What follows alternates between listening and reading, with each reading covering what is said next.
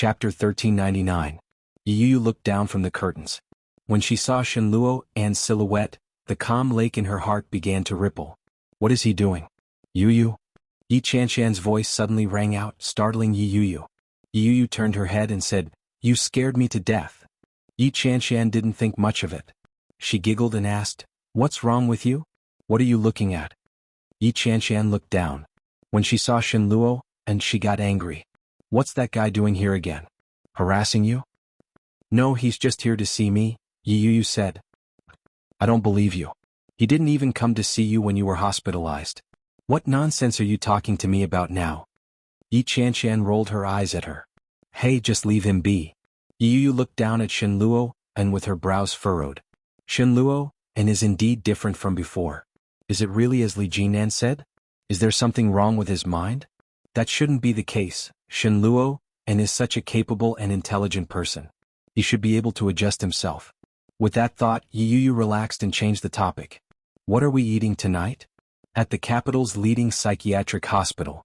In VIP Room 1, the afterglow of dusk shrouded the room in darkness. A young girl was curled up in the corner, staring at a painting hanging on the wall in front of her. Her eyes were empty and she was in a daze. There was a sudden knock on the door.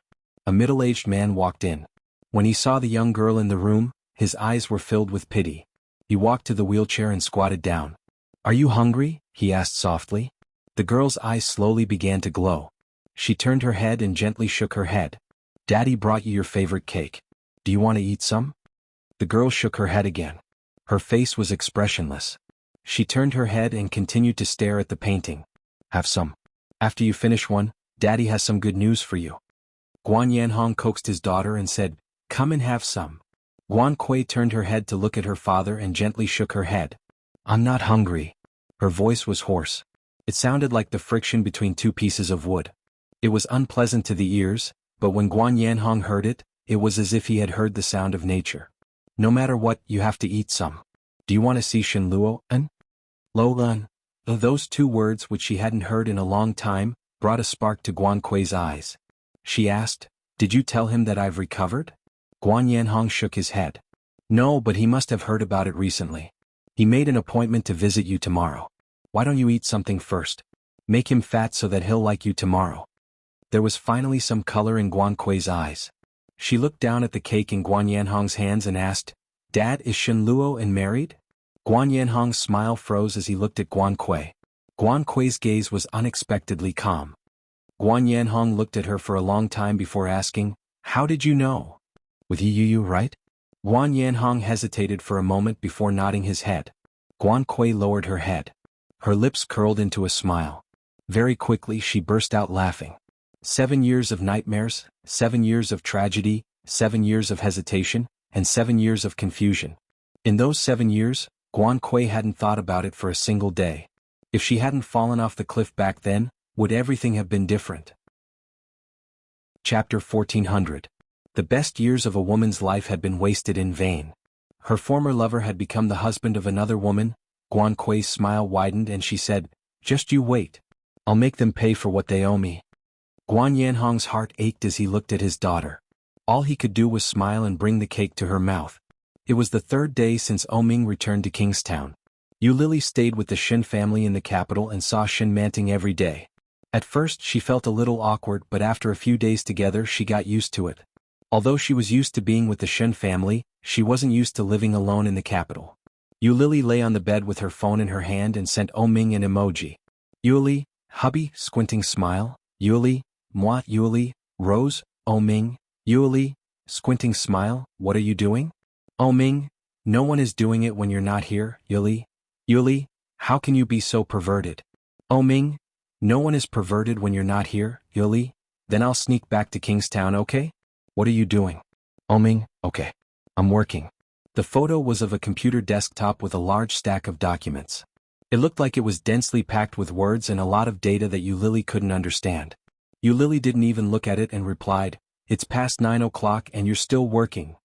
"Oming, you're not here so I can only work." Lily smiled and rolled on the bed with her cell phone in her arms. A silly laugh came out of her mouth. All of a sudden Lily stood up and clicked on a video call with Oming. Oming picked up quickly. In the background was the wedding photo behind his chair in his office. It seemed like he was still in the office. Yu Lily lay on the bed and said, "Why aren't you going home? Men who sleep too much will have kidney problems." Oming smiled and said, "Don't worry. Even if I have kidney problems I can still serve you." Yu Lily said, "You're always talking dirty. I miss you." Oming suddenly changed the topic. He pursed his lips and looked a little aggrieved. "Hey, why don't I go to the capital tomorrow to look for you? This kind of life is too hard." I want to, but Grandma and Dad both said that we can't meet." "Aren't we meeting now?" Oming chuckled. "You don't have to listen to those old antiques." "It's not the same," Yu Lily said. "Not seeing each other is probably to increase the mystery. We're already so familiar with each other, so there shouldn't be any mystery left." Yu Lily turned over in bed and said, "Hey, let me tell you." Yu Lily turned on her gossipy mode and told him all the gossip she had heard about square dancing and the Shin family's gossips. Oming nodded from time to time and listened with great interest. The two of them chatted until late at night before hanging up reluctantly. Looking at the time, it was already past 11 o'clock. Yu Lily's mouth was a little dry. She got up and put on her shoes to go to the kitchen to get some water. When she passed by the room next door, she heard a stifled cry. Yu Lily stopped in her tracks and turned her head to look. The white door was ajar, and the sound of sobbing could be heard intermittently. It wasn't loud, but it piqued Yu Lily's curiosity. Yu Lily quietly walked over and leaned against the wall, trying to eavesdrop through the crack of the door. However, the sound of sobbing was like an illusion. It was no longer there. Chapter 1401. Yu Lily reached out and gently knocked on the door. It was very quiet inside. It was as if the sound Yu Lily had just heard was really an illusion. Yu Lily stood there for a while. When no one answered, she turned around and prepared to leave. Suddenly there was a soft sound behind her. She turned around and saw that the door had been opened. It was dark inside. Shin Manting was barefoot and wearing a thin nightgown. Her eyes were a little red and she looked like she had just woken up. Seeing that it was Yu Lily, Shin Manting paused and asked, "What's the matter?" Yu Lily stood at the door and felt a little awkward when she heard that. She shook her head and said, "Nothing. I just heard some sounds and felt that you didn't seem very happy, so I came to take a look." Shin Manting stood at the door and looked at Yu Lily. After a while she said, "Thank you."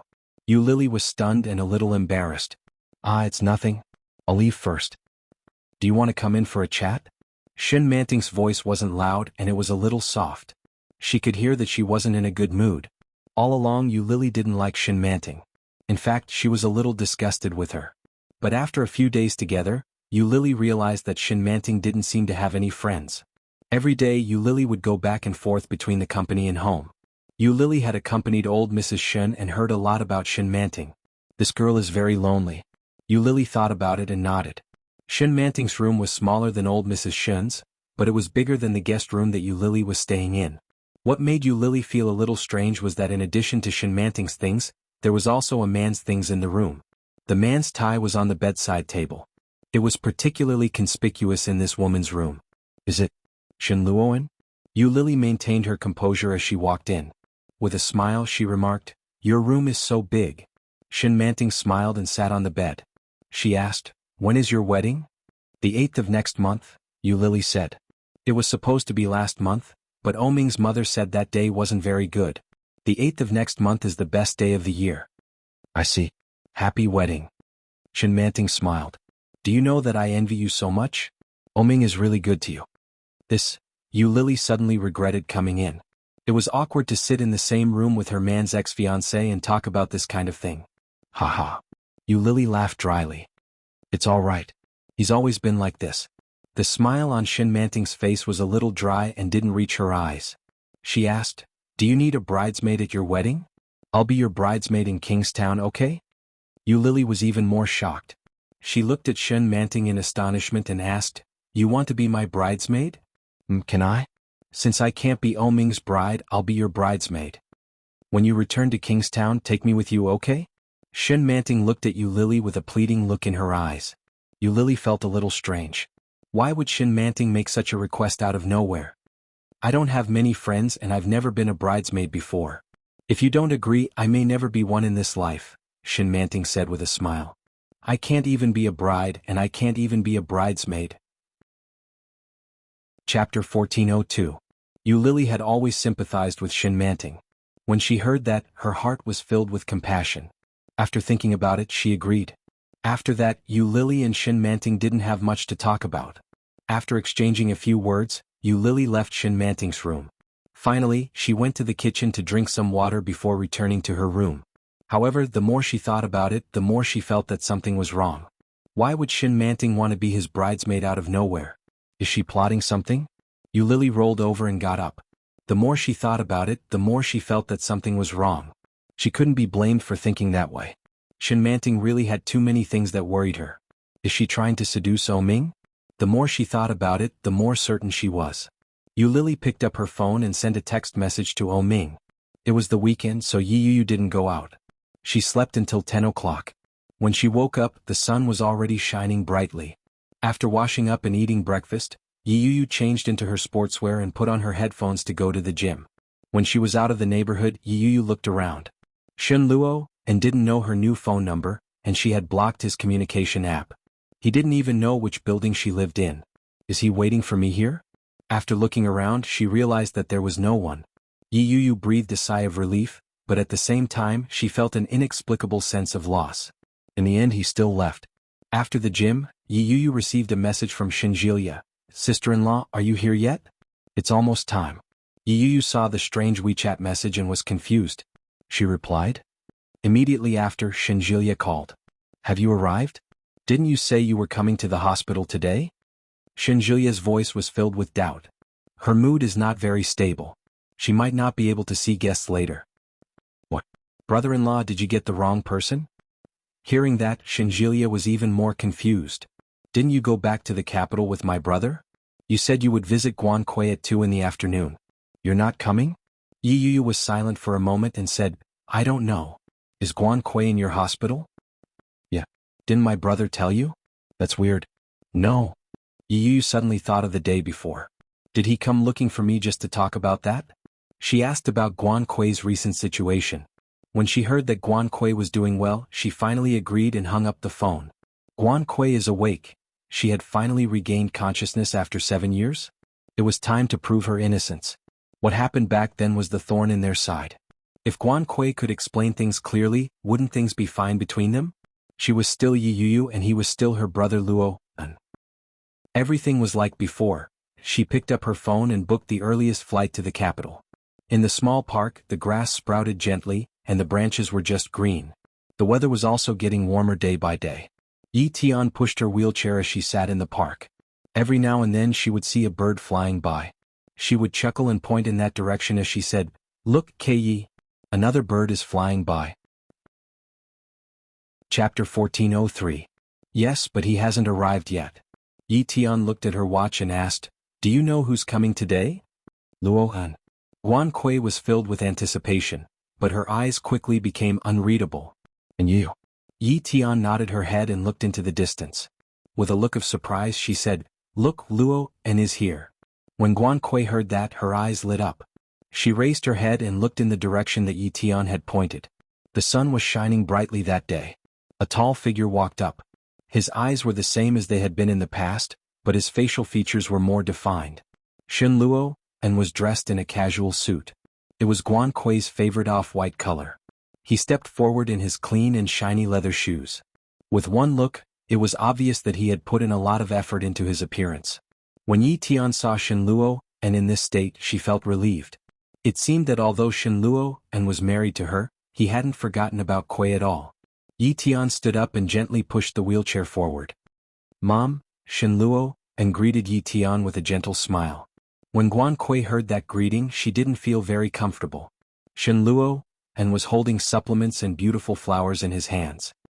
He handed the flowers to Guankui with a gentle smile and said, Long time no see, Kui. Guankui looked at Shin Luo. Her smile widened as she accepted the flowers. Luo, and I've missed you so much. As she spoke, her emotions flowed naturally. Her eyes were filled with longing. I've been thinking about you, Luo, and... Me too. Shin Luo, and looked at Guankui with the same expression as before. He quickly handed the supplements to Yi Tian and said, Mom, I'll take a walk with Kui. Yi Tian nodded her head and quickly left. Shin Luo, and looked at her legs. His heart ached as he asked, Are you still not healed? Guankui shook her head. The smile on her face was bitter. It's good that they're crippled. It's better than having my legs healed and not being able to dance in the future. Nonsense. You'll get better. Shenluo and gently placed his hand on her shoulder. I thought you wouldn't wake up. It's great to see that you're awake. Lu, and I woke up a long time ago. It's just that I didn't want to see anyone, Guan said gravely. Everyone thinks I'm crazy. I'm afraid I'll act up and beat you up. Wouldn't that be a grave sin for me? With that, the two of them looked at each other and smiled. By the time she reached the capital, it was already past 7 p.m. She asked for Shinjilia's address and instructed him not to tell anyone about it. Then she hailed a cab from the airport to the hospital where Guan was staying. However, Guan wasn't in the room. Just as she was about to ask the front desk, she heard a familiar male voice. Shenluo, Anne's voice sounded very cheerful. He was slowly approaching them as he spoke. She turned her head and Shenluo and looked over at the same time.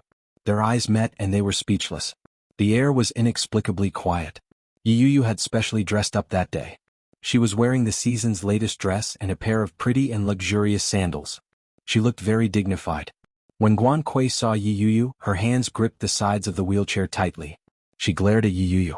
Her breathing was heavy and her eyes reddened. She gritted her teeth and growled, Yu. Chapter 1404. Yu stood where she was and called out, Sister. Guan eyes were bloodshot as she screamed. She stretched out her arms and her entire body fell forward. She fell from the wheelchair onto the ground. This scene gave everyone a fright. Shenluo and jumped and instinctively went over to help Guan up. Yu ran over as well. Before she could get close, she heard Guan cries. Yu, why did you do this to me? What? Yu stopped in her tracks. She looked at Guan in a daze. She found it hard to believe. When Shenluo and heard Guan cries, his expression turned to one of annoyance. He yelled, Get lost. Yu stood rooted to the ground as she watched Guan being carried by Shenluo. Her heart ached. Guan buried herself in Shenluo Anne's arms and wailed. Her hands clutched his shirt. As she cried, she said, I know you like Shenluo, but why did you ruin my life? My life could have been as beautiful as yours. What? Shenluo, Anne's grip on Guan tightened. In a low voice he comforted her. It's okay. Don't be afraid. It's all in the past. Don't cry. Be a good girl. Guan cried even harder. She clutched his shirt tightly and said, Luo and Shenluo, Anne's heart ached even more. The hatred in his eyes grew as he looked at Yu. In an angry voice he yelled, Get lost. Yu carried Guan back into the ward. She stood there in a daze. She helped push the wheelchair into the room.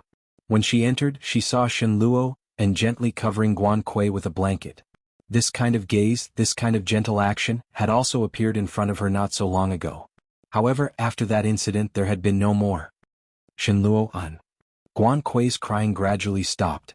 She squinted her eyes as if she didn't know Yu had entered. Has Yu left? Shenluo and turned his head and looked at Yu. His eyes darkened. He turned his head back and replied, She's left. Guan seemed to feel even more aggrieved. She sobbed softly and said, I'm sorry. I still can't forgive her. Luo, I'm your good friend, right? You won't leave me, will you? Shenluo, Anne's heart ached even more. He sat on the edge of the bed and said softly, Don't talk nonsense. Go to sleep if you're tired. I'll stay here with you. Guan sobbed. She closed her eyes and said, Actually, I can understand why Yu pushed me off the cliff all those years ago. At that time, boss. Yu's mind was clouded. An indescribable rage spread from her tailbone to her entire body. Almost instinctively she yelled, Bullsh*T. Guan looked as if she had been given a fright. Her body trembled violently. She opened her eyes and looked in Yu's direction. In a daze she said, Yu, Guan. Yu walked forward and glared at Guan. She was furious. You were the one who fell that night. Why are you framing me? No wonder everyone blamed me all these years. Even Shenluo and didn't trust me. So, Guan said it herself. Chapter 1405. How could that be? Hasn't Guan been in a coma ever since that night? After she fainted, Guan had been in a half-asleep state. She hadn't been in a good state. When she found out that her legs had been paralyzed, she had lost her mind and been sent to a mental hospital. It had been 7 years. For the past 7 years, everyone had blamed her, resented her, and hated her. They had said that Yi Yu had been jealous of Guan Kui and had pushed her off the cliff. Yi Yu had been unable to defend herself. She had been waiting and enduring. She had been waiting for Guan Kui to wake up and prove her innocence. She had wanted Guan Kui to explain herself that it had been a stormy night, and she had accidentally stepped on nothing and fallen off the cliff. Who would have thought that such a public opinion and such words would come from Guan Kui's own mouth? Yi Yu couldn't believe it. The anger and complicated feelings in her heart instantly filled her. The 7 years of suffering and the 7 years of enduring had all been wishful thinking on her part. In their hearts they no longer believed her. No one believed her. Yi Yu looked at Shen Luo. Her eyes burned and her vision blurred. Brother Luo, and it wasn't me. It really wasn't me. She fell off on her own. When Guan Kui heard Yi Yu's words, she hugged Shen Luo's arm and curled up into a ball. She cried even harder. Her sobs were intermittent, and she sobbed with great difficulty. She was like a frightened pet. Her eyes looked at Yi Yu with fear. Luo. Guan Kui hugged Shen Luo. Her body trembled violently. Luo, save me. She wants to kill me. Hurry up and chase her away. Hurry. Shen Luo hugged Guan Kui, his childhood sweetheart who had finally regained consciousness. The anger in his chest was about to burst out. He turned his head and roared, "Get lost! What are you still doing here?" Yi Yu was stunned by his roar, but she didn't move. The tears in her eyes gathered even more. She looked at Shen Luo and then raised her hand to wipe her tears. Biting her lower lip, she yelled, "Guan Kui, do you dare to touch your own conscience and say it? Did I push you off that year? In front of Brother Luo, and touch your conscience and swear? What happened that year? Tell me." Guan Kui hugged Shen Luo. Her body trembled even more violently, and she cried even louder. "Why are you doing this to me? I'm already a cripple. You, aren't we sisters? You said that we were going to be good sisters for life. Why are you forcing me like this?" Shen Luo was even more furious. He picked up an apple from the fruit plate at the head of the bed and threw it at Yi Yu. He roared, "Get lost!" The huge apple smashed into Yi Yu's chest. For a moment the impact numbed her entire body. But the apple fell to the ground, bounced a few times and rolled back to Shen Luo's feet. The part of Yi Yu's chest that had been smashed felt as if it had been rotted. The pain spread through her internal organs and every nerve in her body. There was no leeway. When Shen Luo heard the muffled sound, he seemed to come back to his senses. There was a look of astonishment in his eyes as he looked down at the apple on the ground. Chapter 1406. That smile completely shattered any hope Yi Yu had of getting lucky. Guan Kui. She didn't misunderstand. She did it on purpose. She framed me on purpose to make everyone hate me, didn't she? The corner that she had been holding on to all this time seemed to crumble. She had thought that as long as Guan Kui woke up, the world would clear her name. Who would have thought that Guan Kui's awakening would not bring her dawn? Instead, it would bring her endless darkness? This kind of darkness, layer by layer, covered her closest family, covered her true love, and now even her future was a blur. She looked at Shen Luo and Guan Kui hugging each other in front of her. Their deep feelings for each other made her appear even more like a joke. Yi Yu's vision was blurry, but her rationality prevented her from crying in front of them. She forced herself to remain calm and laughed coldly as she looked at them. Her gaze was filled with sorrow and seemed to be watery, but it was also filled with an indescribable pity. She seemed to sympathize with Guan Kui and Shen Luo, or perhaps both. When Shen Luo saw the look in her eyes, he felt an inexplicable ache in his heart. For some strange reason Shen Luo felt guilty. He opened his mouth and said, "Yui." The corners of Yi Yu's lips curled up in a smile. The sarcasm was clear in her words. Without waiting for Shen Luo to finish his sentence, she had already turned around and walked out of the ward with her head held high. Yi Yu's back view was frail and stubborn. It was as clean as when she had carried her luggage and separated from the Guan family. There was no reluctance. Shen Luo panicked. He instinctively let go of Guan Kui and stood up. Just as he was about to walk away, Shen Luo stopped. A scream came from behind him. Guan Kui hugged her head. Her hair was disheveled and her face was pale. Her expression was one of despair. Luo. Shen Luo stopped in his tracks. He froze on the spot, unsure of where to go. Guan Kui dragged her body over with both hands. She reached out for Shen Luo. Her face was covered in tears. Don't go. Please don't leave me, Shinluo, and was in so much pain that he was trembling. The screams in his ears intensified the intensity of the pain. Even he didn't know if he was hurting for Yi Yuyu or Guan Kuei. His Adam's apple bobbed up and down. He felt his throat go dry. He turned around and supported Guan Kuei. In a gentle voice he said, "It's all right. I'm not leaving." It was as if Guan Kuei had grabbed onto a life-saving straw. She grabbed onto Shinluo An's hands and buried her head into his embrace. Her tears turned into a smile. Guan Kuei, who was crying tears of joy, didn't miss out on the man beside her. As he held her up, his gaze lingered on the door. Her hands gripped him even tighter. Guan Kuei didn't want to let go at all. Her breathing was heavy, and the hatred in her eyes deepened. Yi Yu didn't know how long she had been walking. The view in front of her was getting wider and wider, but her vision was getting blurry. After entering the hospital elevator, Yi Yu couldn't hold it in any longer. She covered her mouth and sobbed softly. Chapter 1407. She lowered her head and walked forward. The darkness around her seemed to once again obscure her vision, and she lost her sense of direction. The passing cars, the walking townsfolk, and the warm yellow street lights shone down, but the atmosphere in the sky was overshadowed by the liveliness, making the surroundings even more gloomy. The gloomy atmosphere made Yi Yu's heart tremble with pain. All the nerves in her body began to convulse uncontrollably. Her head spun and she couldn't take it anymore. She squatted down and burst into tears. The passers-by noticed Yi Yu, but they only took a few glances. No one went forward to comfort her. Rumble. Lightning flashed across the gloomy dark clouds. The muffled sound of thunder warned the passers-by to take shelter. After the thunderous roar, bean-sized raindrops fell impatiently, hitting people's hair and faces, making them feel cold and numb. Clatter. The rain grew heavier. Yi Yu squatted on the ground. Her strength seemed to have been drained. Her choked sobs were almost inaudible in the noisy rain. The people who took shelter from the rain ran quickly. Their footsteps splashed water and the water was covered up again. Children without umbrellas had to run hard. Because they had to hurry home so that they wouldn't be caught in the rain. What about children without homes? Yi Yu laughed at herself and hugged herself even tighter. Suddenly, the sound of the rain seemed to have softened. The cold rain that had been falling continuously was also stopped. Yi Yu was stunned. She raised her head and opened her wet and hazy eyes. The first thing she saw was a sharp, clear and cold face. The pair of eyes that were as calm as the wind and the moon looked at Yi Yu calmly. It was like an ancient spring and no one could read his emotions. Yi Yu looked at the man in front of her in a daze. She blinked and looked at him a few times but his face was still the same. Is it cool? His voice was cold and she couldn't tell whether he was happy or angry. She held the big black umbrella with her well-defined knuckles, completely protecting her body. Yi Yu opened her mouth but she didn't know what to say. She looked down at herself. She was drenched and she seemed to be in a sorry state. Let's go. Li Jinan couldn't help but pull her up.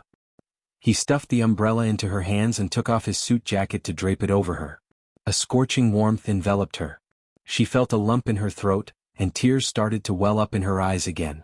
Li Jinan acted as if he hadn't seen it. He took the umbrella back, put one arm around her shoulder and led her to his car. When she got into the car, Yi Yu was still dripping with water. She shrunk her hands and feet cautiously. She was afraid that she would dirty herself further. Li Jinan glanced at her, took out a handkerchief from his pocket, and threw it to her. Then he drove steadily. After getting into the car, Li Jinan didn't say a word. Yi Yu took the handkerchief and gently wiped her face and hair. She turned her head and stole a glance at Li Jinan. Li Jinan's side profile was chiseled, and the lines of his jaw were tight. His lips were pursed tightly and he looked a little unhappy. Yi Yu shrunk her feet and lowered her head to look at the handkerchief in her hand. In a low voice she said, "Thank you, GM Li." After she opened her mouth, Yi Yu realized that her voice was a little hoarse. It was choked with sobs and she sounded even more pathetic. Chapter 1408. Yi Yu's hair stood on end from his stare. She lowered her head in confusion and asked, "GM Li, why are you here?" "The headquarters of NC Entertainment is in Kingstown. As the CEO, why is Li Jinan always heading to the capital?" When she asked that question, Li Jinan's gaze deepened as he looked at Yi Yu. He slowly said, "You can ask your sister that question. Get out of the car." "My sister? Yi Qian?" Yi Yu was stunned for a moment. She looked out the window.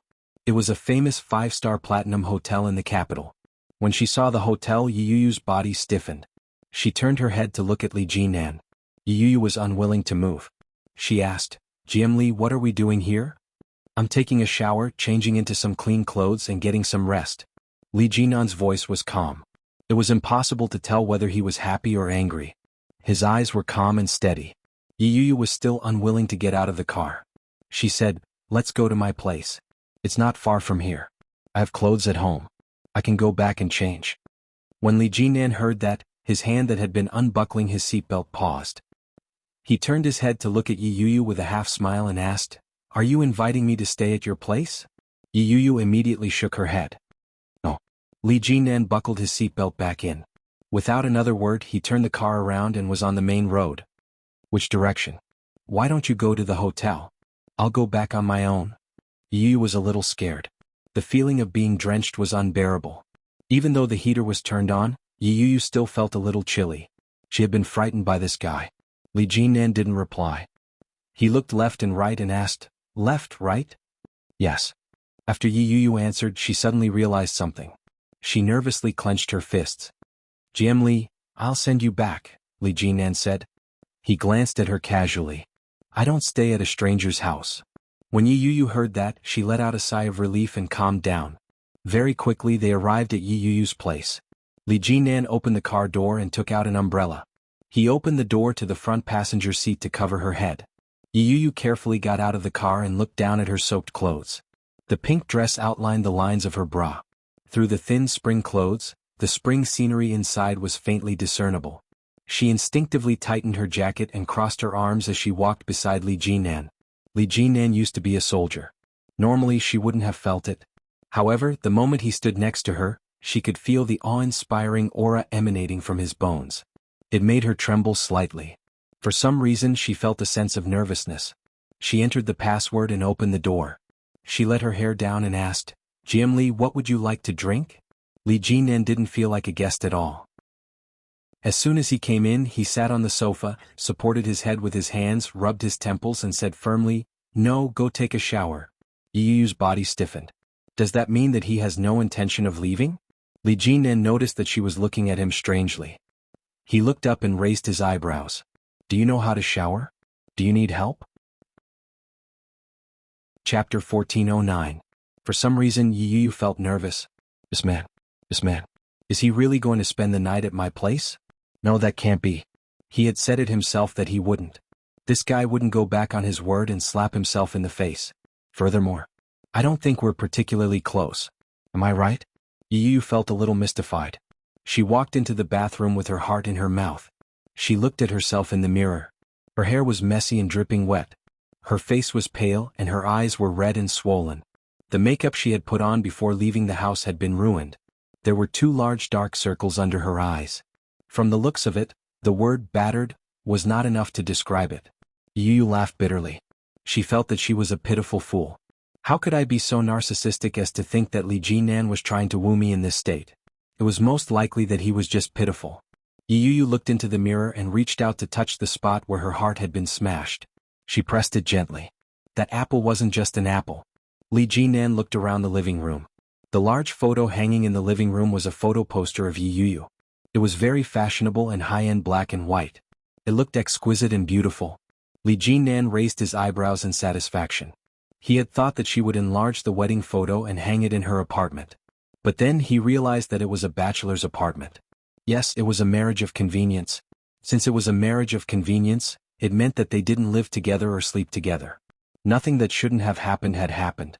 Li Jinan's mood brightened at that thought. Under the large photo he saw a few small ornaments. They looked like they were made of clay. There were a few smiling dolls. One of them looked similar to Yuyu and the boy next to it. Could it be Shinluo N? Li Jinan picked up the boy and flipped it over. Indeed, he saw the word N at the bottom. The other dolls had the words K and U written below them. K was probably the stepsister that Yi Chanchan had mentioned. The former ballet genius who had become paralyzed in both legs, Guan Kui. Li Jinan felt that it was a pity for that girl, but his eyes didn't linger on her. He turned and walked into the kitchen. The fridge was empty. There was nothing inside. Moreover, everything was very clean and many things were covered up. It was obvious that she had not been back since she returned from Kingstown.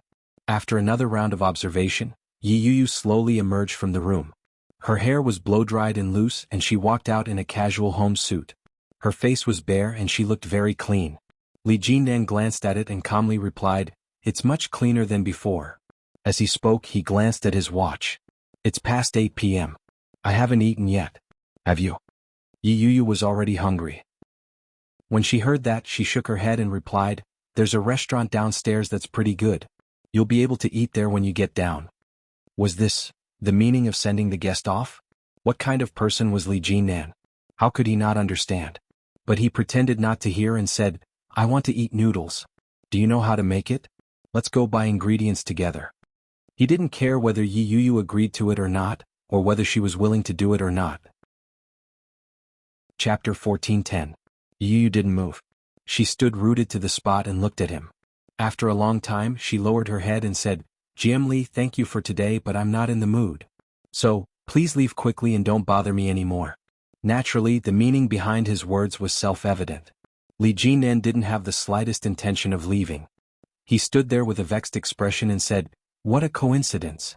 I'm not in a good mood either. Sai, it's all because I'm hungry. Why don't you take me to the nearby supermarket? I'll buy some food." There's a supermarket downstairs at the entrance of the estate, but the vegetables should be sold out by now. Even if there's still some left, they won't be fresh. So, she didn't want to go. Yi Yuyu's words were vague, but she knew that Li Jinnan would understand. Li Jinnan didn't seem to understand what she was trying to say. He nodded his head and said, "It's fine. Let's go. If we don't go now, we won't be able to buy anything that isn't fresh." "Li, I'm not in the mood to cook," she said. "It's fine," Li Jinnan immediately replied. His expression was impassive as he said, "I'll do it, but I have no sense of direction. Even if you tell me where it is, I might not be able to find it. Besides, I'm not familiar with this place. What if I get lost?" Yi Yuyu was speechless. He's a grown man. How could he get lost? Yi Yuyu was at a loss for words. Since he had already put it that way, it would be rude of her to reject him. She thought about it and changed her shoes. She followed Li Jinnan down the stairs in silence. When they reached the supermarket, many of the shelves were empty. After he entered, he looked left and right while Yi Yuyu stood to the side. "What should I buy? I've never bought vegetables before. Is this vegetable okay?" Li Jinnan picked up a handful of dried rapeseed. "I think I've seen my mother cook this before. It's quite delicious." As he spoke, he tossed the rapeseed into the basket. Yi Yuyu took a look and frowned. "Didn't you say you wanted to cook noodles?" "Yeah. With this vegetable?" Yi Yuyu found it a little ridiculous. She put the vegetable back and walked over to grab a bunch of lettuce. "This is the best way to cook noodles." "Is that so?" Li Jinnan looked enlightened. "Do I still need to buy eggs?" "Well, do you want scallions?" He blurted out. "Coriander?" "I'm not picky." Yi Yuyu glanced at him, then turned to look at the fresh produce section. She saw the red finger peppers and asked, "Do you eat spicy food?" Since he's from Kingstown, he shouldn't be able to handle spicy food. "This?" He looked at her and asked in return, "Do you like it?" "I like it." "Eat." Yi Yuyu grabbed a bag and placed it in the basket. She then took some noodles and made her way to the living area. Li Jinnan watched as Yi Yuyu picked up a tube of toothpaste, a toothbrush and a variety of toiletries for each person. Only one person. Was it for her own use or for him? Li Jinnan's mind was a little active. He was a little distracted on the way. After paying the bill with Yi Yuyu, he returned to her house and took the groceries to the kitchen.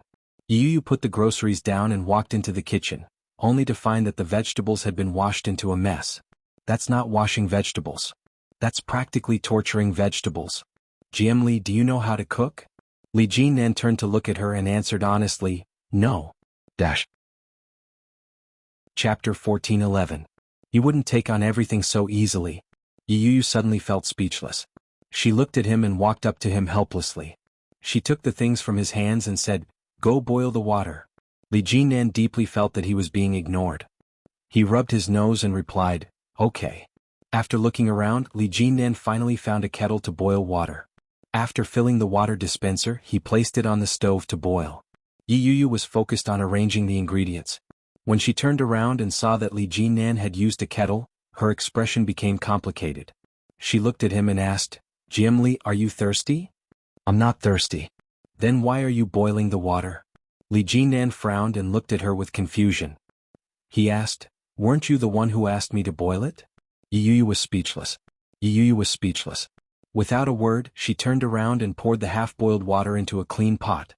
Li Jinnan watched from the side as she busied herself. He felt a little guilty and asked, "Do you need my help?" Yu looked at him and sighed helplessly. "Help me get the bowls and chopsticks. They're in the disinfecting cabinet." "Okay." Li Jinnan took 2 pairs of chopsticks and 2 bowls. He placed them on the table that Yu had just wiped. Following that, he went in to help carry the noodles out. The noodles had just been cooked and they were hot to the touch. Li Jinnan's hand touched the handle of the pot and was caught off guard. He immediately pulled his hand back. Yu was shocked. She hurried forward and asked, "Are you all right?" As she spoke, she pried Li Jinnan's hand open. When she saw the burn mark left by the metal handle, her frown deepened. She pulled Li Jinnan to the sink and turned on the tap to wash it. "How could you be so careless? How could you touch a pot that's just been cooked? You're not a child anymore. Don't you have any common sense?" Yu muttered as she carefully rubbed some detergent on his hand. Her movements were light and gentle. There was a prickling pain from the burn, but it was nothing to Li Jinnan. But being held in Yu's small soft hand somehow made him feel better. The corners of Li Jinnan's lips curled up slightly. His dark eyes stared at the top of her dark head. The faint fragrance of her hair drifted over, and it made his mood change subtly. It was the first time that he had been so close to a woman. Even when he was teaching Su Qianxi, he had never been so close to her. This feeling seemed pretty good. Yu lowered her head to help Li Jinnan rinse the water. When she raised her head, she saw Li Jinnan staring at her from the reflective wall. She let go of him and said, "I'll be fine after I wash up. Aren't you hungry? Let's eat the noodles first. You'll be fine after applying some ointment later." With that, she turned around and quickened her pace. Li Jinnan looked at his hand and said, "There are still bubbles." "Don't you have bubbles on your hands?" Yu looked down at her hand. White foam was on it. He was walking too fast just now, so he didn't notice this problem. She seemed to have overreacted a little. Yu's face heated up for no apparent reason. She awkwardly retracted her hand and quickened her pace as she replied, "No." Chapter 14:12. After washing his hands, Li Jinnan took the bowl of noodles out and divided it into 2 bowls. Yu slowly walked out of the kitchen. Li Jinnan sat down and said, "Dig in. It looks delicious." Yu's lips twitched. She sat across from him and said, "Give it a try."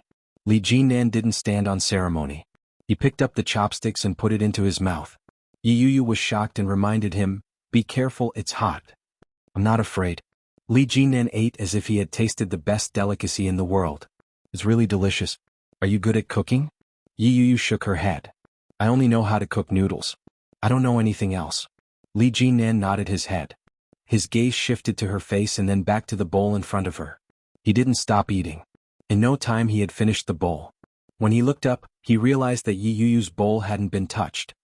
"It won't taste good when it's cold," Li Jinnan reminded her. Yu pushed the bowl toward him and said, "The temperature should be just right at this time. You should eat this bowl too." "Aren't you hungry?"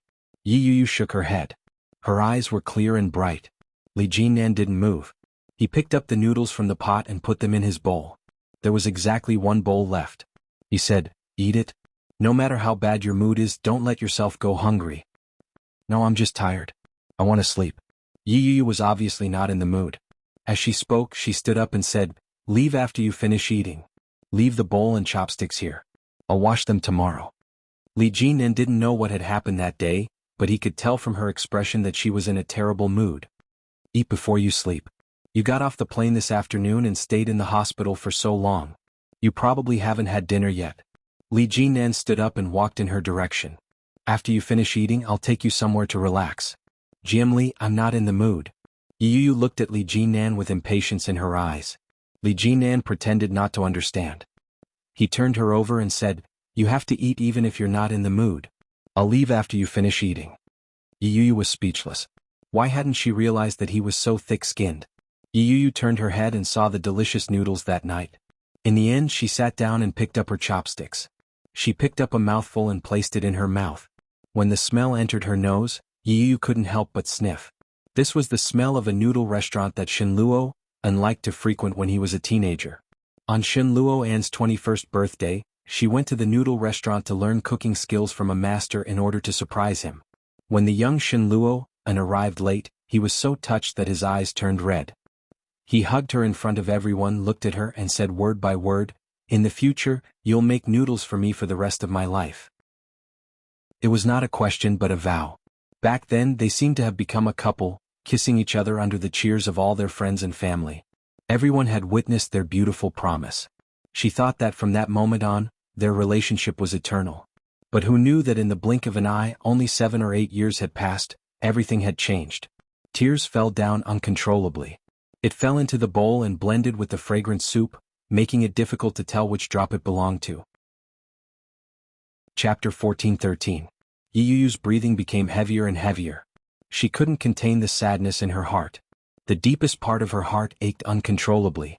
Layer by layer, it was so bitter that she couldn't help but cramp. Li Jinnan didn't make a sound. He stood behind her and stared at her. Yuyu quietly sobbed. She didn't cry out loud, but it made his heart ache more than if she had wailed. Her hand that was holding the chopsticks poked at her mouth from time to time. In the end she hadn't eaten much.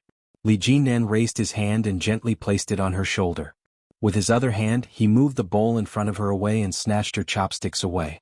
He pulled out 2 pieces of tissue and handed them to her. Yuyu stared at the tissue in front of her in a daze. She sniffed and took it from him to wipe her nose. She composed herself and breathed a sigh of relief. In a relaxed tone she said, "Jiemli, it's getting late. You'd better go back first. If the neighbors see you alone, it won't be good." Her tone was relaxed, but her nasal voice clearly betrayed her current state. Li Jinnan pursed his lips into a thin line. He looked at her straight back and tightened his grip on her shoulder. He tugged at her and said, "Let's go." Yuyu was stunned. She turned her head to look at the man behind her. Li Jinnan's eyes were deep and dark. When she looked into them they were as clear as the moon. They were bright and full of life. It was as if they contained limitless water and were bottomless. "Let's go for a walk." Li Jinnan's voice was gentle. There was no room for negotiation. "I'll take you to a fun place." "I don't want to go." Yuyu sat where she was and looked at him. Her reddened eyes were slightly moist. Li Jinnan's gaze deepened as he said, "You skipped work this afternoon. Do you know that?" "Of course not. I clearly took the day off." The supervisor didn't agree. "That means you skipped work. Now that I'm the boss, I have the right to ask you to work overtime." Li Jinnan's voice was calm as he enunciated each word clearly. "Let's go. Just treat it as work. Let's go and relax." Yuyu was a little angry. She retorted, "You're behaving like a hooligan. What kind of boss is that? Isn't the one in front of you?" The corners of Li Jinnan's mouth curled up slightly. "If it weren't for the fact that my employees were disobedient, I wouldn't have to use such a method. Missy, let's go." "Where?" Yuyu was a little resistant. "It's so late and I'm tired. Why don't you go by yourself?" "No, let's go together." As he spoke, he looked at Yuyu's outfit. "Go change into something you can wear outside."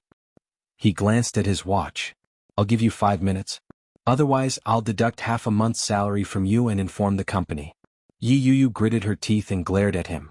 Mira was the one who introduced her to this job. If her salary was deducted for half a month and the company reported it, Mira would lose face. This person was simply despicable. Yuyu gritted her teeth and returned to her room. She changed into a more normal commuter dress. It was conservative and restrained, making her look dignified and mature. Li Jinnan nodded his head. "That's commendable. Let's go." He walked toward the door. Li Jinnan opened the door and gestured to Yuyu. Yuyu stomped over and changed into a pair of high heels. She was surprised to find that her mood was no longer as heavy as it had been before. Chapter 14:14. She was clearly the one being bullied, but she didn't feel the slightest bit oppressed. Li Jinnan saw that she wasn't moving. He nudged her gently and said, "Let's go." Yuyu felt as if she had been electrocuted. She quickly straightened her back and walked forward with her head held high. The place that Li Jinnan was referring to was a bar. The bar was different from what Yuyu had imagined. It was very noisy inside and there were many people. The lighting wasn't one of those exaggerated, colorful lights. Instead, it was a warm, romantic yellow. The music that was playing wasn't the kind that would blow up in a normal bar. Instead, it was a classic Cantonese song. The song that was playing was Beyond. The familiar melody easily stirred one's heart. A group of people inside started singing along with the rhythm. Their voices were loud and orderly. It was Yuyu's first time there. Being led in by Li Jinnan was a novel experience. "Hey, who's this?" Isn't that our Major Lee? A dark-skinned man walked over. His tight shirt accentuated his figure perfectly. He had broad shoulders, a narrow waist, a perky butt and long legs. The lines of his face were very defined. One look and you could tell that he was a tough guy. As he spoke, he whistled and shouted in a loud voice, "Gather." "Greetings, sir." Many people looked over when they heard the voice. When they saw Li Jinan, they were obviously very surprised. "Third brother? Major Li? Third brother?" Li Jinan smiled faintly. When he turned his head, he saw the surprised expression on Yi Yu's face. He explained, "This is a bar opened by my comrade. Most of the people here are our own people." When the man who had come up to greet her heard that, he quickly said, "Don't be fooled by the number of our own people here. There are quite a few customers too. Many of them are regulars. Nice to meet you, lady. My name is Wu Ren. I'm third brother's comrade." "Wu Ren? Mooncake?" Yi Yu found that name a little strange. She reached out and gently placed her hand on Wu Ren's and said, "Nice to meet you. My name is Yi Yu." Wu Ren whistled and said, "What a beautiful name. You're the first girl that our third brother has brought over. You're so pretty. Third brother, you have good taste." Yi Yu was a little embarrassed. Had they misunderstood something? He looked up at Li Jinan and realized that there was no change in his expression. In a low voice he said, "Don't spout nonsense. She's one of my artists. She wasn't in a good mood, so I brought her here to have some fun." An artist under him? If she was really just a subordinate, why would he bring her here? Wu Ren raised his eyebrows and smiled. Who was he? He was Li Jinan's comrade-in-arms and old friend, and he was also an expert in running a bar. When she heard that, she had a pretty good idea of Li Jinan's relationship with the girl and how it had progressed. Wu Ren raised his eyebrows and gave Li Jinan a look before turning his head around and shouting, "The event starts at 10. Get to your positions." As she said that, she turned to look at Li Jinan and smiled frivolously. What a coincidence. It's exactly 10 o'clock. Bus. The surrounding lights were turned off in an instant, and the sound system seemed to have been radiated, producing an ear-piercing sound. Yi Yu frowned. The next moment, a light appeared on the stage in the middle of the bar. "Good evening, everyone." A man's voice rang out. The non-standard Chinese accent made it sound a little comical. "Welcome to the Restless Night Bar." Chapter 14-15. Before Yi Yu could react to the foreigner's accent, there was a sudden commotion. With a loud bang, loud music began to play. Yi Yu was caught off guard. Her body trembled as she stared blankly in front of her. When Li Jinan saw her reaction, his lips curled into a smile. He gave her a gentle push and said, "Let's go have some fun." Before Yi Yu could react, her body was pushed into the crowd. Many men and women were dancing together. They were twisting their hips in a provocative manner. The scene left Yi Yu speechless. This bar was indeed different from other bars. The change in style was too drastic. What a restless night. Everyone needs to get excited. Yo. The deafening music and the dancing men and women were completely different from when Yi Yu had just entered. Tonight's game is going to be interesting. I believe that everyone has heard of Truth or Dare, right? The foreigner deliberately lowered his Mandarin, which made the crowd laugh. Someone whistled from below. That's a big scale. Yo, Truth or Dare. Did Lao Wu see third brother coming over and do this on purpose? Where's third brother? Third brother. Third brother. Third brother. From the initial shout, the entire venue was soon filled with shouts. Li Jinan was quickly surrounded. Some sharp-eyed people noticed Yi Yu beside Li Jinan and started to make a fuss again. Is the 10,000-year-old iron tree blooming? This must be third sister-in-law, right? No wonder third brother hasn't been coming out to play recently. Hello, third sister-in-law. Hello, third sister-in-law. The crowd's voices grew louder and louder. Yi Yu was a little numb from all the shouting. When she heard them call her third sister-in-law, she felt even more embarrassed. Just as she was about to wave her hand to explain, Li Jinan reached for a microphone and said, "Don't spout nonsense. She's in a bad mood, so I brought her out to relax. Don't bully her. Our relationship isn't what you think it is." Oh. The crowd began to make a fuss. Our relationship isn't what we think it is? Are you already married? Third brother, you're so mean. Humph, to think that I washed your socks when I was in the army? You're really something. Li Jinan didn't know whether to laugh or cry. He said, "Aren't you guys annoying? I already said it wasn't." TSK, Yi Yu felt even more embarrassed. She looked at Li Jinan and felt a little awkward. Alright, let's get back to business. Since you're here, you won't be in a bad mood. Come, let's get excited. The scene was fiery hot, the music was restless, and the atmosphere was lively. A girl walked over and tugged Yu along. Come on, let's play together. Do you like to sing? Let's go sing together. Why are you singing? I can tell that she's a dancer just by looking at her good figure. Come. Let's do it together. At first, Yu was a little resistant. When she turned her head, she saw that the clothes on the two girls were very normal. They weren't like the girls in the bar who were dressed very skimpily. He turned his head and looked around again. He found that there were many girls here and they were all dressed very normally. Chapter 14:16. From the way they addressed him as third brother, it was obvious that they respected Li Jinan a lot. Yu instinctively looked in Li Jinan's direction and realized that he was already surrounded by a few other men. He seemed to be smiling and his eyes were clear and gentle. The girl noticed her gaze and smiled knowingly. She quietly asked, "What's your relationship with third brother? This is the first time third brother has brought a girl over. Are you his girlfriend?" Yu shook her head. "No, he's my boss." "Oh."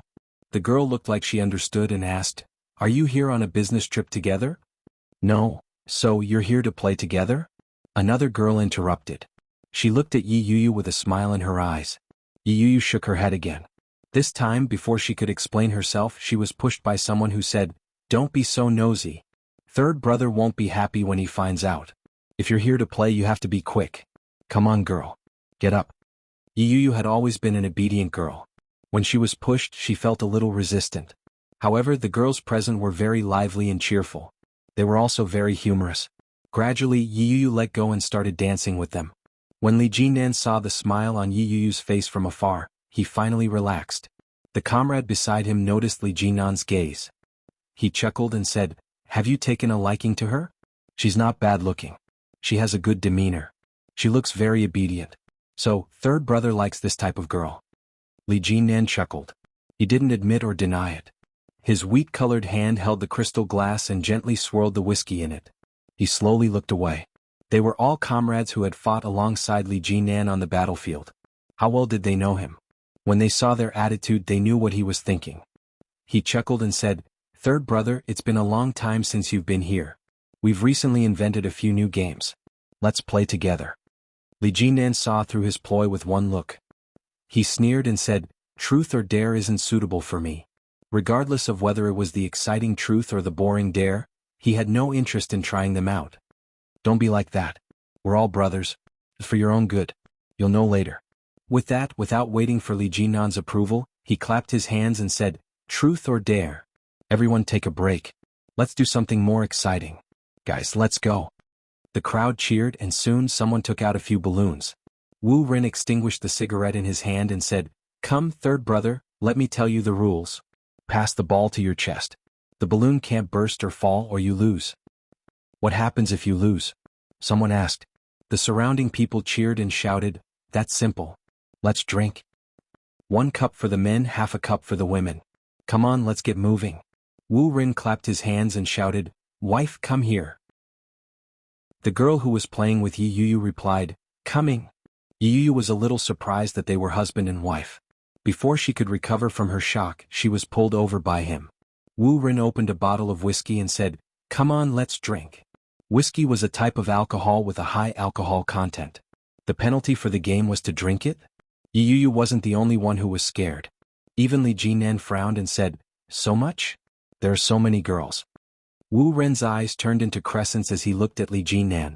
"One Lily, if big sister doesn't get drunk, big brother won't stand a chance." Chapter 14:17. What are you afraid of? As long as you don't make any mistakes, you don't have to drink. Besides, it's a cup for a man and half a cup for a woman. It's not much. Wu Ren's eyes curved into crescents as he hugged his wife and said, "I'm not bragging, but my wife can drink half a bottle by herself." The surrounding people booed, obviously not believing it. Li Jinan didn't believe it either and asked, "How is that possible?" "Oh, you'll know once you try. Come, let's begin." Yu had been dragged over as well. She had been having a good time with the other girls. When she saw the game, she was eager to try it out. But when he thought of drinking such strong alcohol, he was a little scared. A girl nudged Yu and asked, "Can you drink?" Yi Yu thought about it and replied, "It should be possible. She used to drink a lot in the past, so her alcohol tolerance wasn't bad. But it had been a long time. She didn't know if her alcohol tolerance had decreased." Amidst the whispers, some fast-paced people had already started. There were dozens of people in the hall, and they were divided into 3 groups of 15 people, including the host. Li Jinan's comrades, who were on good terms with him, brought their wives with them to join Li Jinan and Yi Yu's team. Yi Yu didn't know anyone else, so she naturally stood beside Li Jinan. The other person beside Yi Yu was Wu Ren's wife. The lights in the hall became dimmer and more dazzling. The cheerful and exciting music raised the atmosphere layer by layer. The balloon quickly passed through several people. Everyone was very careful, afraid that the balloon would fall. When Yi Yu took it from him, she was just as careful. She called out, "Jianli, come quickly." She carefully rubbed against the chest of the girl in front of her and gently tucked her chin between her legs. When she turned around, her face quickly came into contact with Li Jinan's chest. Yi Yu's eyes were glued to the balloon in front of her. When she noticed that Li Jinan had taken it from her, she heaved a sigh of relief. However, when he looked up, he was met with a pair of pitch-black and bright eyes. The colorful lights in the surroundings shone on his eyes, making them look even more dazzling and resplendent. Yi Yu's heart skipped a beat. Her eyes were filled with amazement. Li Jinan's gaze seemed to linger on it for a moment. Very quickly he picked up the balloon and turned around to hand it to Wu Ren.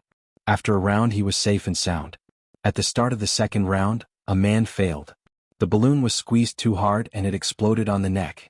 The girl next to her was startled and exclaimed. That guy shrugged helplessly. "Sigh, there's nothing I can do. With a beauty by my side, my heart starts pounding."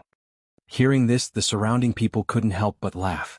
The man drank a glass of whiskey, his face relaxed and unharmed. On the 4th lap, someone made another mistake. When the balloon was passed to Yi Yu, Wu Ren's wife released it before Yi Yu could clamp it shut. Yi Yu cried out in surprise and instinctively used both hands to hold it. But as soon as his hand caught the balloon, someone immediately said, "Hey, you can't do this." "Foul, foul. Drink, drink." Yi Yu blushed. She hadn't expected herself to be the second one to make a mistake. When he saw Wu Ren handing him the wine cup, he accepted his fate and drank it. Chapter 14-18. When Li Jinan's balloon fell, the reaction was louder than any of the others who had fallen. Everyone seemed to be on steroids. They clapped their hands and exclaimed, "Third brother has dropped it. Bah! Third brother's balloon has dropped. Let's drink, let's drink. Wah! We finally have a chance to get him drunk. We've always been the ones drinking in the past. Come on, let's drink." Li Jinan took the glass and looked at them. His lips curled into a contemptuous smile. He tilted his head back and down the glass in one gulp. His expression pissed everyone off. "Hey, what's the meaning of this? So, you're still not convinced, third brother? Brothers, let's take turns with him tonight. I don't believe that we can't get this guy drunk." Almost everyone rolled up their sleeves and looked at Li Jinan provocatively. Li Jinan's expression was indifferent. When he heard that, he laughed contemptuously and said, "Let's try." His arrogant attitude infuriated the crowd who had never been taken advantage of by him. They looked at each other maliciously. Yi Yu smiled. Yi Yu broke into a smile. It seemed like GM Li was very impressive. After another round, there were more and more people who made mistakes. Everyone was hoping that Li Jinan would make another mistake. Unexpectedly, Li Jinan seemed to have turned on a cheat code. Since they couldn't mess with Li Jinan, everyone began to feel a little bored. Just as they were about to say that they were done with it, Yi Yu made another mistake. Yi Yu had drunk half a glass of hard liquor. Her cheeks were starting to turn red. She made another mistake. Her face was scrunched up. Resigned to her fate, she finished the remaining half of the glass. Her head felt a little dizzy. She passed the balloon behind her, but before Li Jinan could take it, her line of sight was blocked by a warm palm. The rough, calloused hand landed on her forehead. She felt a cooling sensation that made Yi Yu feel comfortable. Yi Yu looked up and blinked. "Are you drunk?" Li Jinan's deep, magnetic voice sounded out. It had an indescribable charm to it. Like an endless vine, it quickly wrapped around her. Yi Yu was stunned. She loosened her grip and the balloon fell back down. "I dropped it. Drink, drink." Everyone jeered. The alcohol in Yi Yu's body seemed to evaporate even faster. Her body was boiling hot. She slapped his hand away unhappily and said, "It's all your fault. I dropped it again." Li Jinan's deep, dark eyes seemed to flash with a hint of a smile, but it was gone in a flash. He said, "Your tolerance for alcohol is so poor. Why don't you stop playing?" "This won't do. It's already started, how can she not play? Besides, she just went on a business trip and hasn't had a drink yet. Hurry up and drink." Yu picked up the wine glass reluctantly, but it was pressed down by a warm, large hand. "It's my fault. I'll drink it." He put down the glass in her hand and picked up his own.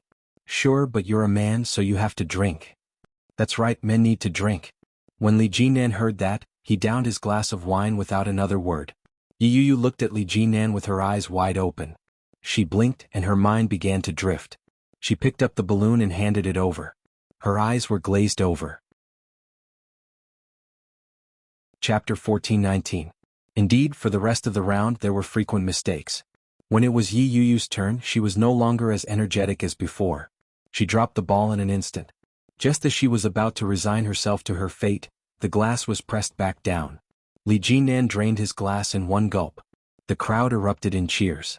For the next 4 or 5 rounds, Yi Yu was in a daze. She either couldn't catch the ball or couldn't hold it properly. Without exception, Li Jinan finished the glass before she could make a move. After downing the last glass, Yi Yu was a little alarmed.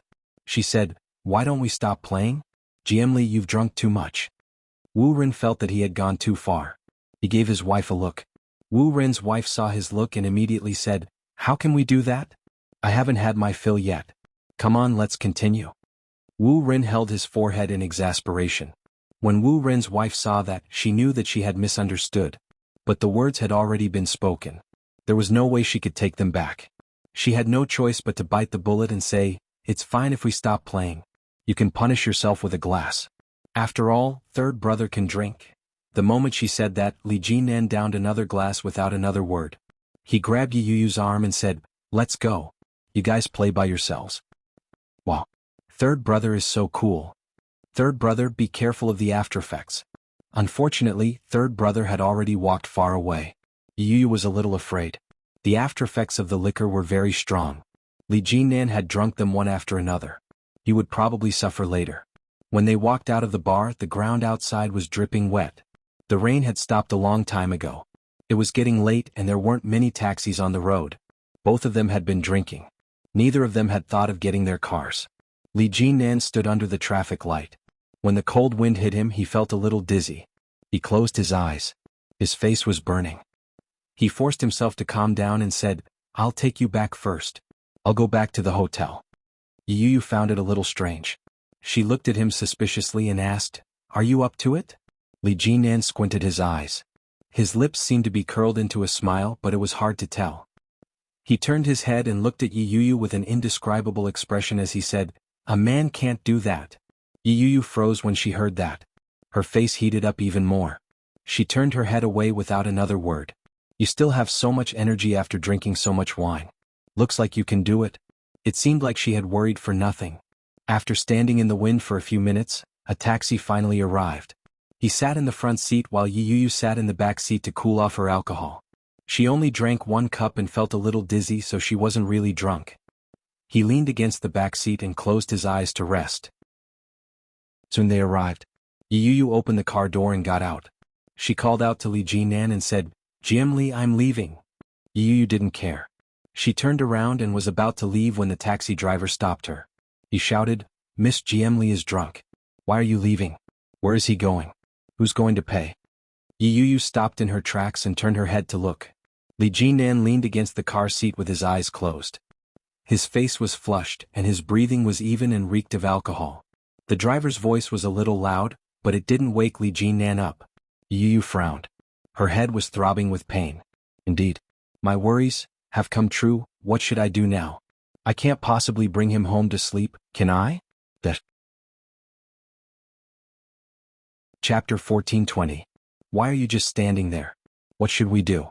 "Miss, you have to get him out of here." The taxi driver saw that Yi Yu wasn't moving and began to panic. Yi Yu sighed. She had no choice but to open the back seat door again. She got in and said, "Let's go to a hotel nearby. I'll settle him down." The driver obeyed and quickly set off. "Do you want to go to a good or normal hotel?" Yi Yu thought for a moment and replied, "A 5-star hotel. There's one nearby." All right. The driver quickly took them to their destination. Li Jinan was in a deep sleep. Yu unbuckled his seatbelt and gently called out, Jianli, it's time to wake up. I'll take you to rest. But there was no response. Li Jinan was 1.9 meters tall and had a strong physique. Just looking at his body made Yu feel heavy. When she saw the situation, she began to worry. She looked to the driver for help and said, Big brother, can you help me get him out? I can't move him alone. The driver had expected that and didn't refuse. He immediately unbuckled his seatbelt and got out of the car. When he got Li Jinan out, it was a little strenuous for the driver. Suddenly, Li Jinan seemed to sense something and opened his eyes. That pair of hazy, intoxicated eyes seemed to be quenched with a cold light, extremely sharp. The sudden opening of his eyes gave the driver a fright. He mumbled, You're awake? Li Jinan groaned in discomfort. He stood up on his own and called out, Yu? Yu was shocked and immediately replied, Yes. After she replied, she realized that this was the first time that Li Jinan hadn't called her by her full name. My head hurts. Li Jinan's voice was a little groggy. It sounded like he was talking in his sleep. But at least he was awake. Yu finally breathed a sigh of relief. She supported him and asked, Can you walk? Come, I'll take you to the hotel. Okay. Li Jinan leaned on her. His steps were a little unsteady. That bunch of rascals couldn't wait to drink me to death. Ouch. It was still difficult for Li Jinan to stand on his own. His entire weight was on Yu. Yu thanked the driver and helped him into the hotel. The receptionist welcomed them with a smile and said, Hello miss, how many rooms do you need? Yu gestured with her finger and said, A single room. Okay, please show me your identification. Yu supported him and asked, Where did you put your ID? Li Jinan was in a trance. He seemed to have heard her speak, but it also seemed like he was hallucinating. When Yu saw that he didn't respond, she supported him with one hand and reached for his pocket with the other. He felt in his jacket pocket. Nothing. She had no choice but to reach into his pants pocket, press it to confirm the location and then put her hand in. Before she could touch the leather armor, Li Jinan stopped her with one hand. Don't touch me. It's uncomfortable. Li Jinan's tone was a little annoyed. He sounded like he was complaining, which was very different from his usual self. She felt a little dizzy, but at least she was still conscious. She said, Let go. I'm taking your ID. I needed to get a room. Oh. Li Jinan released his hand, but then he realized that he had been taken to a hotel by a woman. Making up his mind, Zhang Xian turned around to take a look. Chapter 14:21. After calming down, Li Jinan relaxed and leaned on Yuyu's shoulder. His eyes were half closed. Yuyu didn't notice the change in Li Jinan's gaze. She took out his leather armor and took out his identification card. She searched through his wallet. Cards. Many cards. The entire wallet was almost filled with cards. There were also a few very high-class business cards. As for cash, Yuyu looked through it. There were only a few. Miss, you also need to show me your identification card. The receptionist smiled politely. I'll send him up now. I'll come down later. Do you want it too? Yu didn't want to take it out. She felt weird getting a room with a man. It made her feel uneasy, especially when she had to leave her identification card information. The receptionist was very polite, but she nodded her head firmly and said, Yes, it is. Registration is required to visit and check in. Please show it to me. Yu was a little hesitant, but she still took out her identification card. After registering, Yu swiped her card and helped Li Jinan to find a room. Fortunately, the room was easy to find. It wasn't far after they got off the elevator. She opened the door. Li Jinan's eyes widened. He staggered and closed the door behind him. He allowed himself to be helped to the bed. His steps were unsteady. When he reached the bed, his foot hit the edge of the bed and he fell over. Li Jinan's fall caused Yu to lose her balance as well, and she tumbled downward. With that, she fell onto Li Jinan's body. With the soft beauty in his arms, Li Jinan didn't know if he was in pain or in pleasure. He hugged her with one hand and opened his eyes. Yu was shocked. She instinctively wanted to get up, but she was firmly held down. Li Jinan's eyes were hazy and slightly red. His gaze was dark and misty. Yu was stunned for a moment, but she quickly regained her composure. She struggled for a moment and said, Jianli, I'm going back. Li Jinan didn't move. He looked at her as if he hadn't reacted. Other than Shenluo, and this was the first time Yu had been so close to a man. She felt the hot body in front of her. His strong and powerful heartbeat was stable through his clothes. She could feel every beat clearly. Li Jinnan smelled of alcohol and tobacco. This was a smell that Shenluo and didn't have. Yu found that his eyelids were closing more and more. She didn't move. When his eyelids were completely closed, she would leave quietly. After a few minutes, Yu couldn't stand it anymore. She gently lifted his hand, but when she did so, she found that she couldn't move it at all. It was as if Li Jinnan's arm had grown out of her body. No matter how hard she tried, it wouldn't budge. Yu had drunk a lot of alcohol. Although it wasn't much, she still felt a little dizzy. Frustrated, she couldn't bear it any longer. She propped herself up and said, "Jim, I want to go home. Let go of me." Jinan, Li Jinan and Li. Li Jinan wrapped an arm around Yuyu's waist and flipped them over. In an instant they were in a different position. Chapter 1422. His hot breath landed on Yuyu's neck, bringing with it a strange numbness. Yuyu's heart raced. The unfamiliar temperature and the unfamiliar sensation made Yuyu feel as if blood was rushing to the top of her head. Li Jinnan's gaze deepened. He could clearly feel the warm and fragrant body beneath him. His already racing heart seemed to have been stimulated, and it began to pound. His breath, which reeked of alcohol, hit Yuyu. Her face began to burn, and her head began to spin. She was so dizzy that she almost fell asleep. After the flight, the incident at the hospital, the game, and the hard liquor that she had drunk, Yuyu was beyond exhausted. But she couldn't sleep. At least she couldn't sleep there. She tried to push him away, but he wouldn't budge. Li Jinnan lowered his body slightly, and the ambiguous atmosphere suddenly became unbridled. It was as if he had been possessed. Almost instinctively, Yuyu reached out and placed her hands on his chest. She said, "Jim Li, you don't move?" Li Jinnan's voice was a little hoarse, and the strong smell of alcohol accompanied his words. As he spoke, Li Jinnan shifted his body to the side and shifted his center of gravity. Yuyu was a little uncomfortable under his weight. With that shift, she finally heaved a sigh of relief. Before she had a chance to get up, Li Jinnan pressed her down and pressed his rosy lips against hers. The warm and soft touch made Yuyu's eyes widen. She immediately turned her head to the side, but Li Jinnan held her firmly in place. No matter how hard she tried, she couldn't move an inch. Li Jinnan pried her hands open and intertwined his fingers with hers. His hot body pressed against hers. Through the thin fabric, they could clearly feel each other's body heat. Yuyu resisted. She tried to push him away, but she couldn't do anything about his strength. Perhaps it was because of the alcohol, but Li Jinnan's behavior was a lot more frivolous than usual. His knee pushed up slightly and pressed down on her flailing legs. His kiss was unaffected. It became more intense and forceful. Yuyu's head was spinning. Strange sensations were rising in her body. They were foreign to the extreme. This sort of feeling was as if someone was holding a feather and lightly stroking it on her tailbone. It caused her to feel unbearably itchy, and her heart surged with excitement. A soft moan escaped her throat. Yuyu's breathing became more rapid. Her mind was buzzing, and her movements had subconsciously slowed down. Li Jinnan had drunk a lot of alcohol. He wasn't very sober, but he knew very well who the person in front of him was and what he was doing. He had never been a person who was willing to force himself. At this moment he was completely relying on his subconscious. Oh. Yuyu felt as if she had been splashed with a pail of cold water. Her consciousness cleared in an instant. She struggled and shook her head with great difficulty. Li Jinnan paused for a moment, and his hand moved away to wrap around her waist. With great difficulty Yuyu moved her lips away.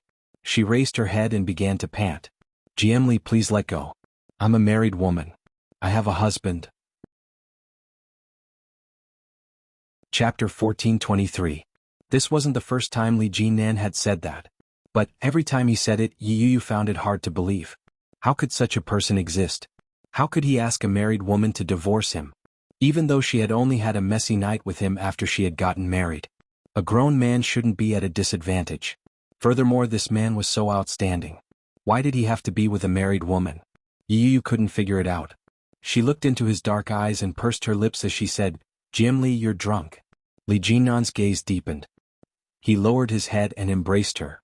His red lips pressed against hers. There was no deliberate technique. Li Jinnan was relying entirely on his instincts to control his actions. Yuyu's breathing grew heavier. She resisted. Her rational mind told her that she couldn't have any sort of relationship with this man. But at the same time, there was an unfamiliar comfortable feeling that swept over him layer by layer. Her misty eyes opened a slit. As she gazed at the man in front of her, Yi Yu felt touched. It had been a long time since she last saw him. Although Li Jinan's actions were large, they were gentle and gentle. It was as if he was carefully wiping a beautiful piece of jade. It gave Yi Yu the illusion that she was being loved and cherished. She had to admit that it was much more comfortable than Shinluo An's attitude toward her. Li Jinan's hand slid down, and the zipper on Yi Yu's side was unzipped. Undressing a woman seemed to be a natural gift for every man. When Li Jinan's hand reached inside and touched her soft and warm body, his heart was in turmoil. It was surging and stirring. Yi Yu tilted her head back and narrowed her eyes. The comfort that came from her body made her dizzy. She couldn't help but be mesmerized by this mistake. So be it, she no longer had the strength to defend herself for Shinluo An. Li Jinan sensed the change in her. She had gone from resisting to submissive. To a man this was a trophy of victory. When they entered, both of their bodies trembled visibly. Yi Yu grabbed Li Jinan's arm with both hands and moaned, "It hurts." Li Jinan's back stiffened. After a while he slowly got into the zone. It wasn't the first time for either of them, but it was equally maddening. It was late at night. But for some people it was just the beginning. When Yi Yu woke up, her entire body was in pain. His arm was numb. She turned her head and found that her arms were pressed under the man's body, and her legs were directly placed on his body. The sky was bright and both of them were naked. Yi Yu could clearly see the scars on his body. The long knife and gunshot wounds were especially eye-catching on his wheat-colored skin. The scene reminded Yi Yu that Li Jinan used to be a soldier. There was a fresh wound on his arm. It was a cut. There was no doubt that she had done it. Yi Yu held her breath nervously. With a gentle movement, she put her foot down. Just as she was about to retract her hand, the eyes of the man in front of her slowly opened. Yi Yu was taken aback. She froze in her tracks. Li Jinan looked at her and his gaze trailed down. Yi Yu's chest, collarbone, and neck were all covered in purple marks. They were especially eye-catching on her fair skin. This was a little tragic. He quickly averted his gaze and looked at Yi Yu's face as he greeted, "Good morning." Chapter 1424. Yi Yu's face suddenly heated up. She immediately retracted her hand and covered her chest. She flipped over and pulled the blanket over her body. Her heart was beating rapidly. The redness spread from her face to the tips of her ears. Yi Yu didn't even dare to breathe too loudly. She looked up at the ceiling and said, "Last night we were both drunk." Li Jinan was in a good mood when he saw her reaction. His lips curled into a smile. He quickly flipped over and sat up. "Yeah." His voice was low and slightly hoarse. Li Jinan picked up his pants from the floor and took out his pack of cigarettes. He slowly took out a cigarette and lit it up. He turned his head and saw Yi Yu's flushed face. He raised his eyebrows and took a puff of the cigarette. He asked, So this is considered a drunken promiscuity." Yi Yu hugged the blanket and turned her body slightly so that Li Jinan couldn't see her face. "So I don't mind? Don't need to take responsibility?" Li Jinan chuckled. He leaned over and exhaled a puff of white smoke. In a gentle voice he said, "No." The white smoke flew past her and the faint smell of tobacco brushed past her nose. When she heard Li Jinan's words, Yi Yu's body stiffened. She didn't know how to react. She asked, "What?" "It's not a drunken promiscuity." Li Jinan's voice was a little hoarse. It was charming and magnetic as he whispered into her ear, "I slept with you on purpose." Whoosh. Yi Yu's mind went blank as if it had been struck by lightning. Li Jinan saw that her ear had turned even redder. He couldn't help but smile. He leaned forward and reached out to gently place his hand on her shoulder. He continued, "Besides, I also wanted to." Before Li Jinan could finish his sentence, Yi Yu's body suddenly trembled. She screamed, "Don't even think about it." At the same time, she suddenly turned around and rolled to the side with the blanket wrapped around her. With that roll, Yi Yu fell to the floor with the blanket still wrapped around her. Yi Yu was caught off guard. She cried out in surprise as she sprawled on the carpet. Her face was as red as blood. The two of them were using the same blanket. Yi Yu had rolled the blanket to the floor, so Li Jinan's body was naturally exposed. Yi Yu instinctively turned her head to look. She was immediately greeted by the sight of a sexy figure. Blood rushed to her head. She quickly turned around. Her heart was beating like thunder, and her breathing was ragged. She shut her eyes tightly. She was so embarrassed that she couldn't speak. He put out his cigarette and said, "Get up. I'm not going to look at you." The moment he said that, Yi Yu heard the rustling of clothes coming from behind her. Following that, she heard Li Jinan walk toward the bathroom. The sound of running water could be heard. She let out a sigh of relief. She wrapped herself in the blanket and stood up. She turned her head to look at the mirrored wall at the head of the bed. At a glance, she saw that her face was so red that it was almost bloodshot. She got up to put on her clothes. It was only then that she realized that her body was sticky and uncomfortable. She put on her clothes and went to the sink to look at herself in the mirror. Her neck and collarbone were covered in bruises. It was as if she had been abused. Just then Li Jinan came out of the bathroom. His eyes seemed to wander to her neck. Chapter 1425. Her heart was beating faster than it had ever been. The mirror in the bathroom was clearer than the one outside, and it made her bright red face stand out. What was worse was that, in addition to her red face, the marks on her neck made Yi Yu feel as if she had been a thief. Does this count as adultery? No. I'm adultery. Yi Yu felt like she was about to collapse at the thought. She looked at herself in the mirror as if she were looking at a stranger. How did this happen? She wasn't like this in the past. Yi Yu had never imagined that she would have an affair, and with Li Jinan no less. The previous night no one had been sober. This time Li Jinan was drunk and she was sober. How could she be so muddle-headed? This is crazy. Yi Yu scratched her head in frustration. She turned on the tap and slapped her face hard. The temperature on her face finally cooled. Yi Yu took off the clothes she had just put on and used the hot water to rub on the marks on her body. She wasn't sure if it was an illusion, but the bruises seemed to be fading away. After taking a comfortable shower, she walked out. She had thought that Li Jinan would have left a long time ago.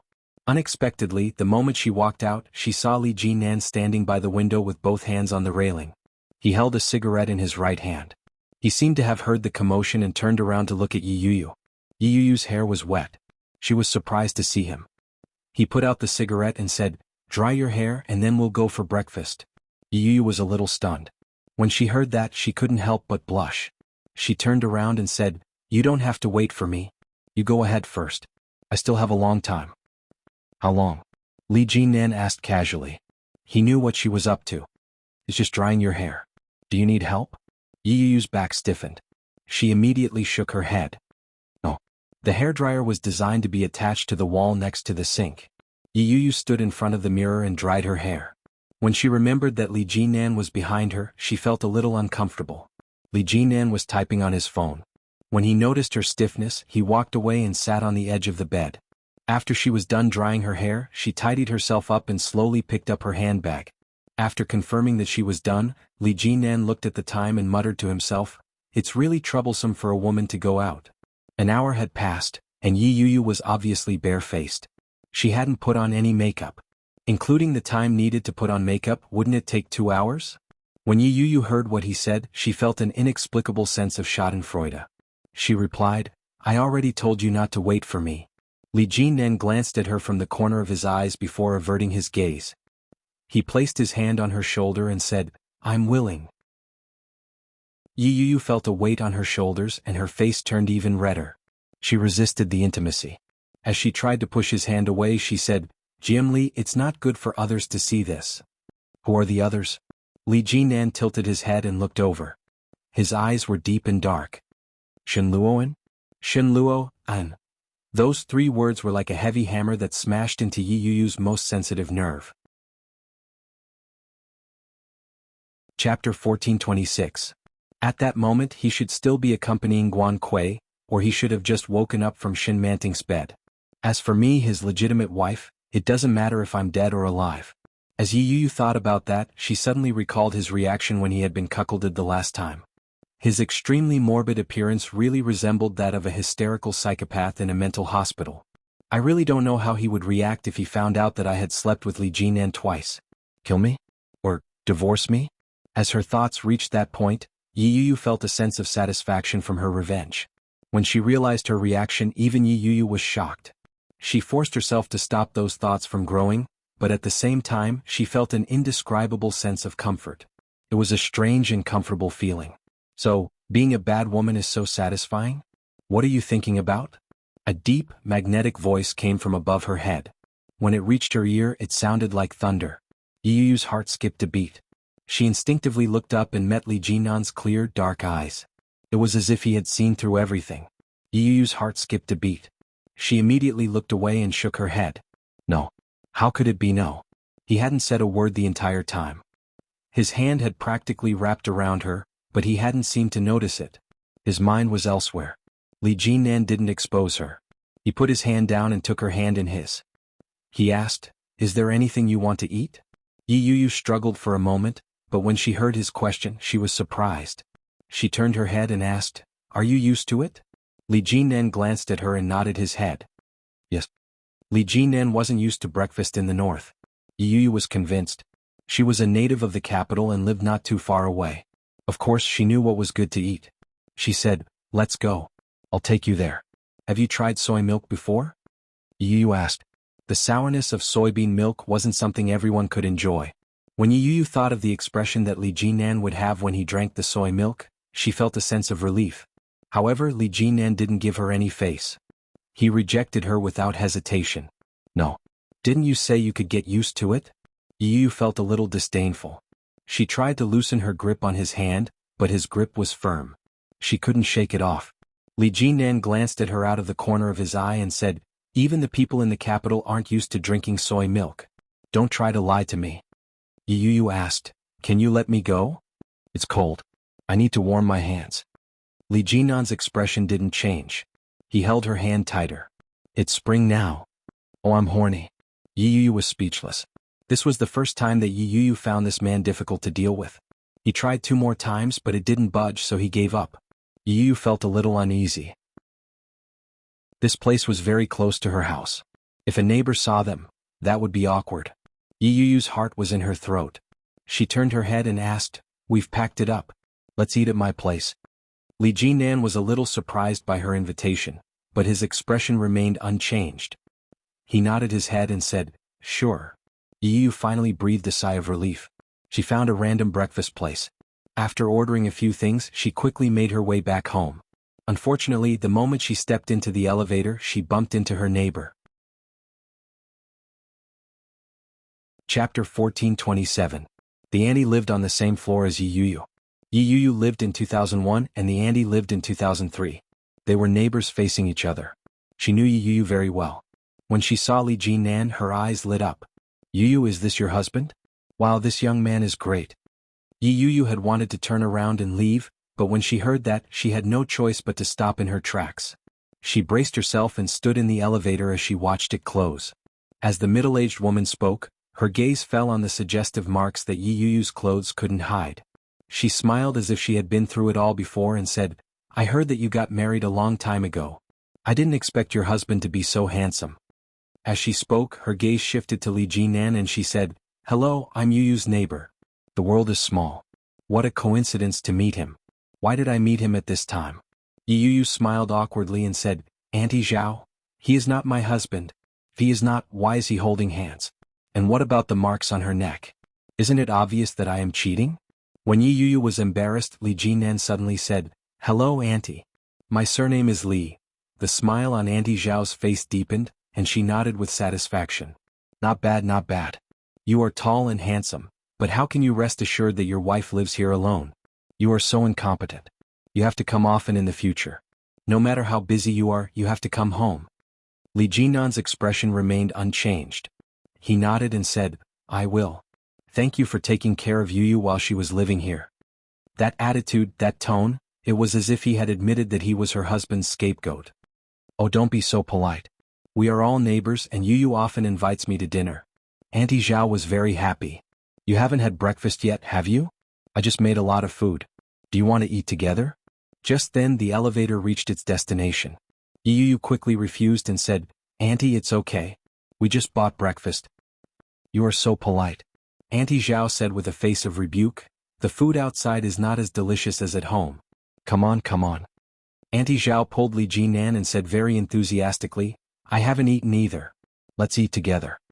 Yu Yu was a little anxious. She took Li Jinnan's hand and shouted, "Li, Nan." Li Jinnan's footsteps came to a halt. A flash of light flashed across his deep eyes. It was fleeting but it was dazzling. Yu Yu didn't notice his subtle change. She looked at him pleadingly and said, let's go home and eat. Auntie Zhao was a little unhappy, but Li Jinan was in a good mood. He nodded his head and said, yeah, let's eat at home. Yu breathed a sigh of relief. She dragged Li Jinan back to the door and immediately keyed in the password to open the door. Auntie Zhao was even more upset. She mumbled, what the hell is this? How can you hide a man like this?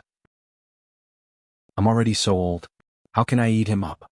Li Jinan's hearing was excellent. He heard all the mutterings and the corners of his lips curled up. When she entered, the decorations inside were still the same as yesterday, but it was much more pleasing to the eye. Yu placed the breakfast on the table and asked, Jian Li, when are you returning to Kingstown? Chapter 1428. Oops. Yu's face was burning. She smashed her breakfast on the floor in frustration and retorted, you're still talking about it? It's all your fault. A strange woman pulled you into her house and you went? Isn't she your neighbor? Li Jinan asked. Yu choked on her words. She quickly regained her composure and replied, yes. But isn't she just a stranger to you? Li Jinan nodded his head. I thought you were on good terms with her. Yu was speechless again. She was indeed on good terms with him. But what did that have to do with him? Yu's anger flared. You're being too casual when anyone pulls you away. When Li Jinan heard that, he raised his eyebrows slightly and slowly said, don't worry.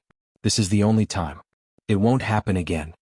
Yu paused in the act of opening the breakfast box. Her heart raced. Why does his tone sound so much like a husband's promise to his wife? His tone carried a hint of helplessness and affection.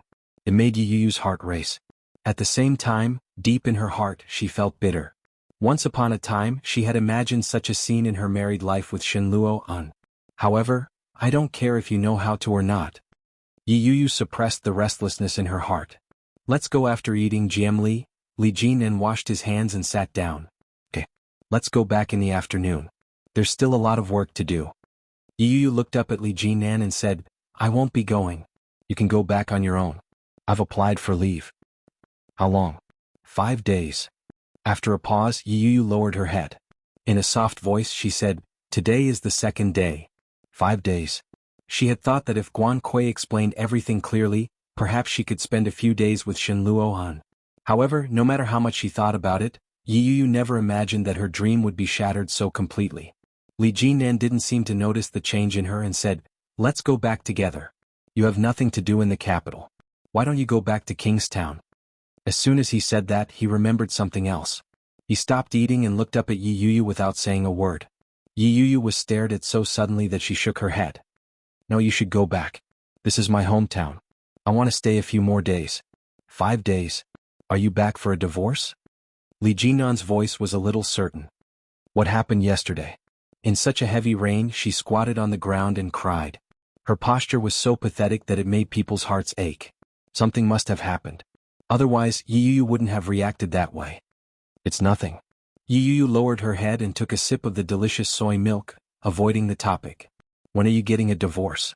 Li Jinan asked persistently.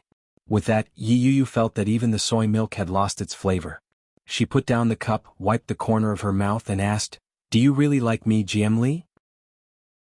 You like me so much that you don't even mind that I'm a married woman?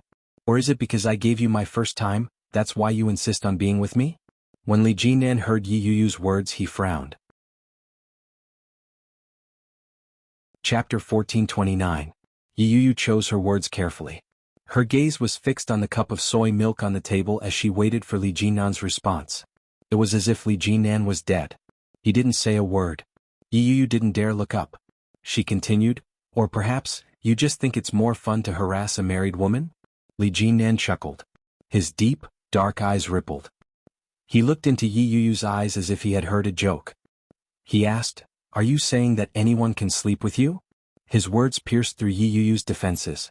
She looked up at Li Jinan. At that moment, Li Jinan's eyes were filled with a dangerous aura. It was cold and threatening. Yu's heart skipped a beat. She didn't say a word. Li Jinan stood up and walked toward her. He enunciated each word clearly, in any case it's just a layer of membrane. It can be restored at any time. Yu's heart skipped a beat. She was a little afraid.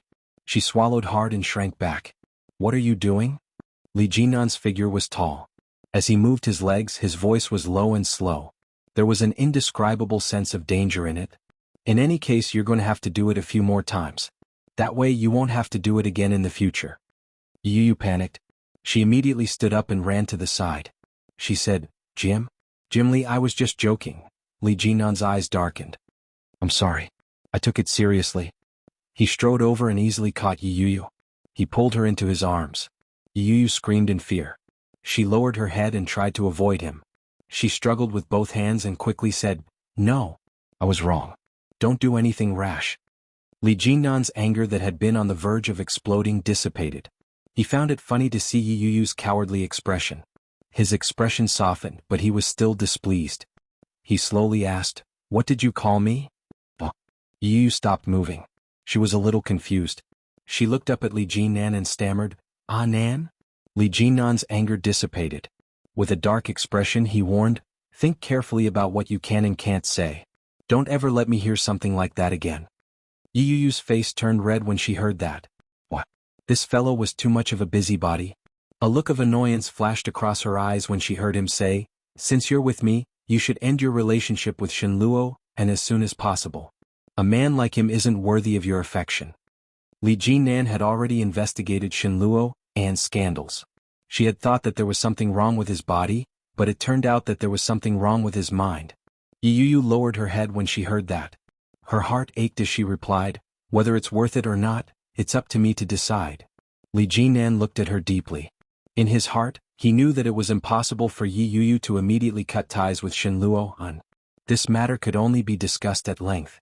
It didn't matter. She was his man. Her heart would be his sooner or later. You deserve better. Li Jinan let go of her and pushed her to a seat. Eat.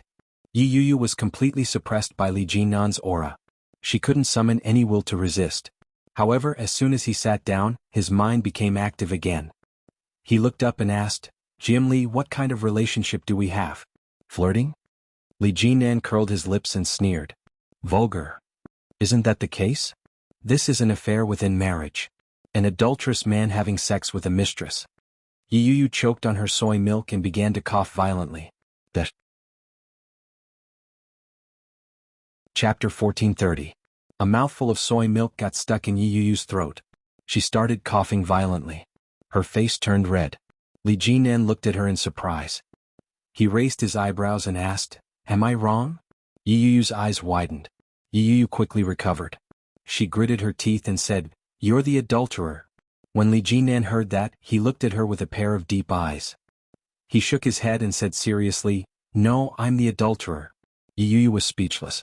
Yu took a big bite of the youtiao and decided to ignore him. After breakfast, Li Jinan wiped the corner of his mouth and said, Pack up. Let's go. Yu was speechless. I'm not done with my vacation. I'm your boss. I call the shots, Li Jinan said. He'd been rejected the first time. He'd been rejected twice. This was the third time and Li Jinan still hadn't given up. Yu was infuriated. She gritted her teeth and growled, You're squeezing your employees dry. Li Jinan didn't seem to realize that he was exploiting his employees. He looked at her with a deep gaze and slowly said, I can squeeze you dry in another way. Yu was stunned. She didn't know what he meant. She asked, What? Do you want me to give you a demonstration? With that he walked over. Yu suddenly realized what he was doing. She immediately took a step back and said, No need. Li Jinan stopped in his tracks and said in a serious tone, If you need it, you can ask. As he said that, he looked at her face. It was as if he'd discovered something. He exclaimed, Why is your face so red? What are you thinking about? He's acting like a hooligan with a straight face. Yu's face heated up. She gritted her teeth and said, No. With that, she turned around angrily and walked into her room. She immediately closed the door and locked it as if she was venting her anger. Li Jinan was in a good mood. He smiled and sat on the sofa, quietly waiting for the good news. At the Shin residence in the capital. It was another day of tossing and turning in bed. Lily looked at the date on her cell phone. There were 3 more days until the wedding. Tomorrow she could go back to Kingstown and quietly move into her father's house. Then she could wait for Ming to pick her up and be a good bride. She had been living with the Shin family for quite some time. When she closed her eyes, Ming's face seemed to appear in front of her. She hadn't seen him for so long, which made her heart itch even more. She couldn't wait to fly to Kingstown to see him and hug him. Thinking that there were only a few days left before they could meet, Yu Lily's heart was filled with anticipation and nervousness. Just as she was about to call Oh Ming, there was a knock on the door. "Lily, can I come in?" Shin Manting asked. Yu Lily immediately sat up and said, "Come in." Shin Manting quickly pushed the door open and entered. When she saw Yu Lily's slightly disheveled appearance and her slightly flushed cheeks from excitement, she smiled gently and asked, "You're going back to Kingstown tomorrow. Are you happy?" "Of course." Without hesitation, Yu Lily was very excited. "I have to try on the wedding dress first. I don't know if I've gained weight in the past few days. What if I can't fit into the wedding dress? I'll go a day earlier to avoid any accidents." Shin Manting nodded her head and said, "Congratulations. Tomorrow afternoon I'll go with you to Kingstown. I'll be your bridesmaid." "Yeah." Yu Lily's smile deepened. She looked at her neck in surprise and said, "You seem to have put on a lot of weight recently. Your face is even rounder." Shin Manting's smile froze. She lowered her head and said, "Yeah, I've been eating a little too much recently." "I don't think so. You don't seem to have a good appetite recently, and you look a little pale. Are you feeling unwell?" Chapter 1431. Shin Manting shook her head. "No, I've been having afternoon tea these days, so I don't eat much at night. I also cook supper for myself. Of course I'm fat. By the way, have you booked a plane ticket? What time is it?" "My father booked a plane at 3 p.m. tomorrow. It will arrive in Kingstown at around 6 p.m. We can go straight to dinner after we get off the plane. Then, are you going to hide and not see Oh Ming? Otherwise it will be a waste of effort." Shin Manting smiled. "More than half a month has passed. You haven't seen each other for so long. Will you be able to endure it in Kingstown?" Yu Lily was also thinking about this problem. Just thinking about it made her feel uncomfortable. She sighed and lay down with the quilt in her arms. Her heart was full of mixed feelings. "I can't endure it. My heart is uncomfortable, too uncomfortable." Shin Manting chuckled and looked at Yu Lily enviously. "Then sleep well. Sleep well. I'll book a plane ticket. Send me the flight number." "Okay, good night." Shin Manting's lips curled into a smile and she quickly walked out. Standing in the dim corridor, Shin Manting's eyes were a little gloomy. She reached out and gently stroked her unflattened belly. After a long time she walked back to her room. Yu was wearing sunglasses and a hat. She dragged her luggage and walked in front. She had a strange feeling in her heart. The light footsteps of the man behind her were so light that she didn't hear them. Yu paused and turned her head. He was still walking behind her, not too far away or too close. It seemed that he was deliberately avoiding her. Yu breathed a sigh of relief. Fortunately, this guy still has some sense of shame. It would have been bad if I had been photographed at the airport. After leaving the Kingstown airport, Yu was about to sneak in a taxi when a big hand grabbed her by the collar and dragged her back. "The car is here." Li Jinan's voice was low and brooked no argument. "Where do you want to go?" Yu was caught, but she wasn't embarrassed. She straightened her face and said, "Jim Li, I'll go home myself. I'll give you a ride. Get in the car." Li Jinan's driver quickly came to open the back door. Yu looked at the car and felt a little uncomfortable. She cleared her throat and called out, "Jim Li? Go in." Li Jinan's voice was emotionless, and his eyes were deep and cold. It made Yu swallow the words that were on the tip of her tongue. Yu obediently got into the car. Very quickly Li Jinan got into the car with her. When Yu saw that the car was on the highway, she removed her sunglasses and hat and let out a long sigh. "Kingstown is so hot." Li Jinan glanced at her and leaned back against the back of the chair. He dryly said, "Then take it off." Yu was speechless. "I shouldn't have said anything in the first place." Soon they arrived at the neighborhood where Yu lived. Yu grabbed her suitcase and got out of the car. She waved at him with a look of liberation and shouted, "Goodbye, GM Li." With that she turned and ran away. Li Jinan watched Yuyu's back view from the car. He rubbed his nose in exasperation and asked the driver, "Am I that scary?" The driver smiled. "Girls get nervous when they see a handsome guy. Is that so?" Li Jinan expressed his doubts and turned to look in the direction that Yuyu had left. He realized that Yuyu didn't enter the neighborhood immediately. Instead she walked into a pharmacy. Why would he go to the pharmacy? Li Jinan vaguely seemed to have guessed something. "GM Li, Missy seems to have gone to buy some medicine. Do you want to go and take a look?" "There's no need. Let's go." Chapter 1432. Li Jinan sat in the car and slowly retracted his gaze. He narrowed his eyes and said, "Let's go back to the old manor." Yi Yu entered the pharmacy and bought a box of birth control pills. Only after swallowing them did her heart finally relax. This was the second time Yi Yu had taken birth control pills. The first time was also because of Li Jinan. Yi Yu's heart was filled with guilt. In her subconscious mind, her behavior had already made her a bad woman. Not only had she made her husband a cuckold, but she was also involved with her own boss. Was she doing something unspoken? Yi Yu's thoughts were running wild, and the elevator accidentally went past. She had no choice but to press the button to go back. The moment the elevator door opened, before Yi Yu could step out, she saw a face that was far from what she had expected.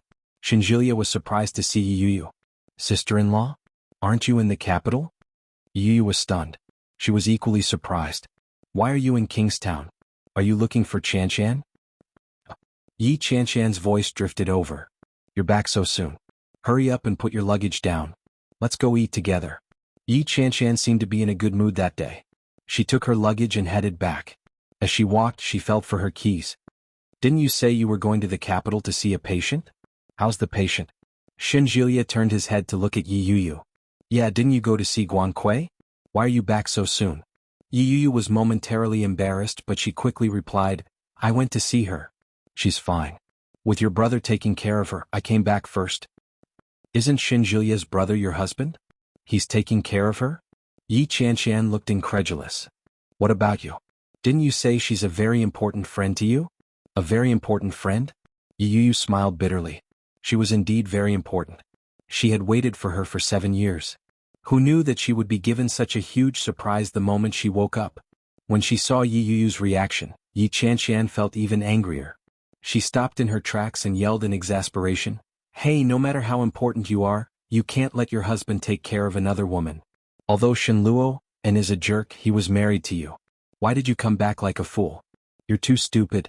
Isn't this clearly helping this pair of adulterous couple?" Ah. Staying would be the greatest injustice to her. Yi Yu felt bitter in her heart, but she didn't say another word. When Yi Chanshan saw Yi Yu's expression, she knew that Yi Yu was in a foul mood. She sighed and said, all right. Let's go and have lunch. Let's not bother about them anymore." "All right, Yu. Do you remember what day it is today?" "What day?" Yi Chanshan whispered, "Today is the day my father is divorcing your mother." "Divorce anniversary?" Those words surfaced in her mind. She instinctively thought of the future. If she were to divorce Shenluo, and she would probably face the same fate one day. However, what was the point of remembering such a day? She didn't even know if she could get a divorce. Yi Yu was a little absent-minded. When Yi Chanshan tugged at her, she suddenly snapped out of it. Shinjilia looked at Yi Yu. His eyes bore some resemblance to Shenluo, An's. He gazed at Yi Yu and slowly asked, "Yu, do you want to divorce my brother?" Yi Yu was momentarily stunned, but she quickly nodded her head with determination. "Yes. That." Chapter 1433. When Shinjilia heard that, he looked at Yi Yu for a long time before nodding his head. "Got it." Yi Yu couldn't understand Shinjilia's expression. She couldn't help but take a second look at him in confusion. After a moment, Shinjilia smiled and waved his hand. "It's fine. Let's go. What do you want to eat? Your old friend will welcome you back." Yi Yu vaguely felt that Shinjilia was plotting something, but she couldn't figure out what it was. Very quickly the luggage was settled. Yi Yu was pulled out by Yi Chanshan and Shinjilia. Li Jinan had just gotten out of the car when he saw a chubby little figure running toward him from afar. She called out in a childish voice, "Uncle." Li Jinrui's little body paused. Her round face was rosy and she smiled like a flower. "You're back." When Li Jinan saw the little girl, he couldn't help but smile. At the same time, he walked in her direction, squatted down, and reached out to pull her into his arms. The little girl was very excited and said, Uncle is back too. He even brought a beautiful woman with him. Wow, she's really beautiful." Li Jinrui danced as she described the beautiful woman's appearance. Short hair, a sharp face, big eyes, and so pretty. The brothers like her too. "Uncle, hurry up and go in to take a look." Li Beishing brought a woman back? How is that possible? Li Jinan found it hard to believe. He carried the little girl and walked inside. Just as he entered the living room, he heard the lively chatter coming from inside. There were both men and women. Among them, Li Xiao and Qin Shuhua's gratified laughter was very attractive. Good. From now on, our eldest brother will depend on you. Oh my, I've been so worried for so long. I didn't expect our eldest brother to be enlightened and find such a beautiful girl to come back. Qin Shuhua was very happy as she held the hand of a girl. The girl had willowy eyebrows, big eyes and double eyelids. Her nose wasn't very sharp and her mouth was very small. Her face was small and sharp, and her hair was short and dyed an ordinary orange-brown. She was wearing a summer pantsuit and looked very capable and beautiful. This, Li Jinan found it hard to believe and asked tentatively, Dr. Chiu? When Chiu Manyu heard Li Jinan's voice, she turned her head and looked over. She flashed a toothy smile and greeted Li Jinan, Major Li, long time no see. His candid and natural tone sounded like he was meeting an old friend that he hadn't seen for a long time. Ever since Li Jinan had retired, he hadn't seen her in the past 4 to 5 years. You and my brother? Li Jinan couldn't believe it. Together? Li Beixing walked out. When he saw Li Jinan's reaction, he harumphed and said, Why? Can't I? I'm already so old. Can't I find a wife? Li Jinan's jaw dropped in disbelief. When they were in the army, Chiu Manyu was a military doctor and Li Beixing was a lieutenant colonel. But for some reason, every time the two of them met, they would fight, be it verbally or in actual combat. In any case, there would always be some conflict. Now, they actually brought him back to meet his parents? In other words, they had already been together for a long time, to the point of discussing marriage. Chapter 1434. Chiu Manyu laughed when she saw Li Jinan's dumbfounded expression. Li Beixing was a little smug. He stepped forward and patted Li Jinan on the shoulder meaningfully. He said, Third brother, you're the only one left. Look at your second brother. He's about to have his second child. Uncle Carrie. Li Jinrui moved past Li Jinan and reached out to Li Beixing. Li Beixing picked up the little girl and asked, Can you let your little uncle marry a little aunt for you? Li Jinrui didn't know that much. She blinked and said, Do you mean to let little uncle marry a wife? Li Beixing touched the little girl's nose and said, Smart child. When Li Jinrui heard that, she smiled and said, Okay, let uncle marry a wife. That way, uncle will have someone to sleep with at night. The little girl's words made Qin Shuhua smile. She asked, Why should uncle find someone to sleep with? Li Jinrui was stumped by the question. She tilted her head and thought for a while before saying, In our family, other than uncle and great-grandfather, everyone else sleeps in pairs. Great-grandfather is old, so he won't be afraid. Uncle is only a little younger than dad. He should find a wife to sleep with so he won't be afraid. However, as she spoke, her voice became softer and softer. She said in distress, But uncle is a man. Why would he be afraid? Li Jinrui's words made everyone present unable to restrain their laughter. Li Jinan chuckled and said, That's right. Why would uncle be afraid? Li Jinrui couldn't figure it out. She frowned and tilted her head for a long time. I don't want to think anymore. Where are your parents? They're in the room. Dad is chatting with little brother. I think dad is so silly. Little brother doesn't know how to speak. As Li Jinrui spoke, she struggled to get down and said, Uncle, I'm going to play with big brother. You can play with auntie. The little girl quickly got down and ran inside.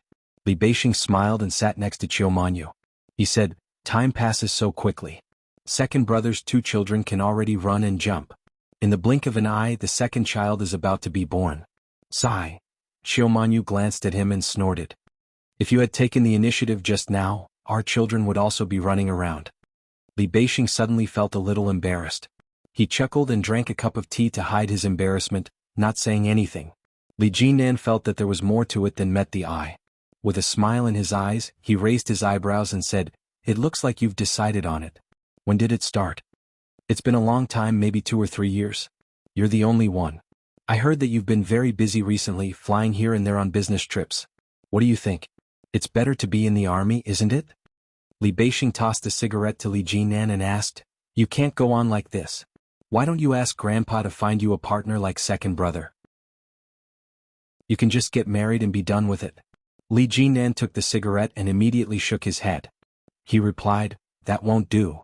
As he spoke, he lit the cigarette. There's no rush. When the time comes, I'll bring it back for you to see. Li Beixing understood him very well. Hearing this, he composed himself and said with a smile, Yo, you have a target now? His gaze was mischievous and probing. Li Jinnan subconsciously thought of Yi Yu's blushing face when she faced him. He took a puff of his cigarette and chuckled without saying a word. Such a reaction was unintentionally a tacit agreement.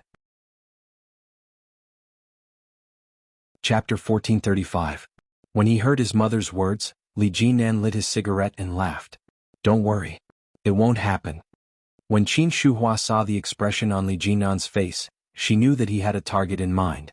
She smiled from ear to ear and said, "Wow, all three of my sons have matured. They know how to get a wife. When are you bringing her home for me to take a look? I'll help you identify her." Li Jinnan took a puff of his cigarette and shook his head. "We haven't even gotten married yet. When the time is right, I'll bring her home." Qin Shuhua's smile became even brighter. She nodded her head and said, "As long as you know what you're doing. Don't worry." With that, she looked at Qiumanyu and asked, "When are you planning to get married?" Qiumanyu didn't say a word. She looked at Li Beixing. With a serious expression, Li Beixing replied, "The sooner the better. I can wait, but the children can't wait." When he said that, the people around them were even more shocked. At that moment, Captain Li Sun walked out. When he heard that, shock appeared on his wizened face. He asked, "What? The girls are all pregnant?"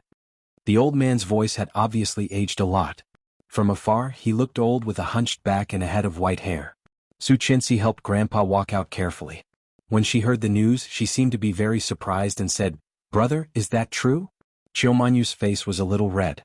She glared at Li Beixing. Li Beixing didn't seem to realize that he had done anything wrong. He smiled and said, "Yeah. If I'm not careful, I might get pregnant. That's why I say the sooner the better." When Li Jinnan heard that, he sighed even more. He shook his head and chuckled. "You're too fast." "Of course. I'm the big brother. If I'm fast, you won't have an excuse to reject me." Li Beixing held Qiumanyu's hand and said, "Mom, let's eat. I'm hungry." Qin Shuhua was even happier. She stood up and happily walked over to the phone. She said, "All right. Hurry up and get to the table. I'll call your father and ask him to come home early."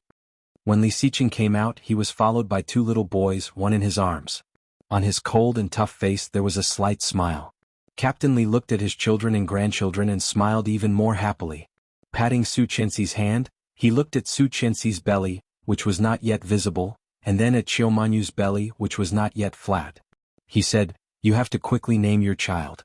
Don't look back. If I leave, you won't even have the chance to name your child." "Nonsense." Su Qianxi immediately retorted and said with some dissatisfaction, "You are in good health." "Exactly." The crisp voice of a little girl could be heard.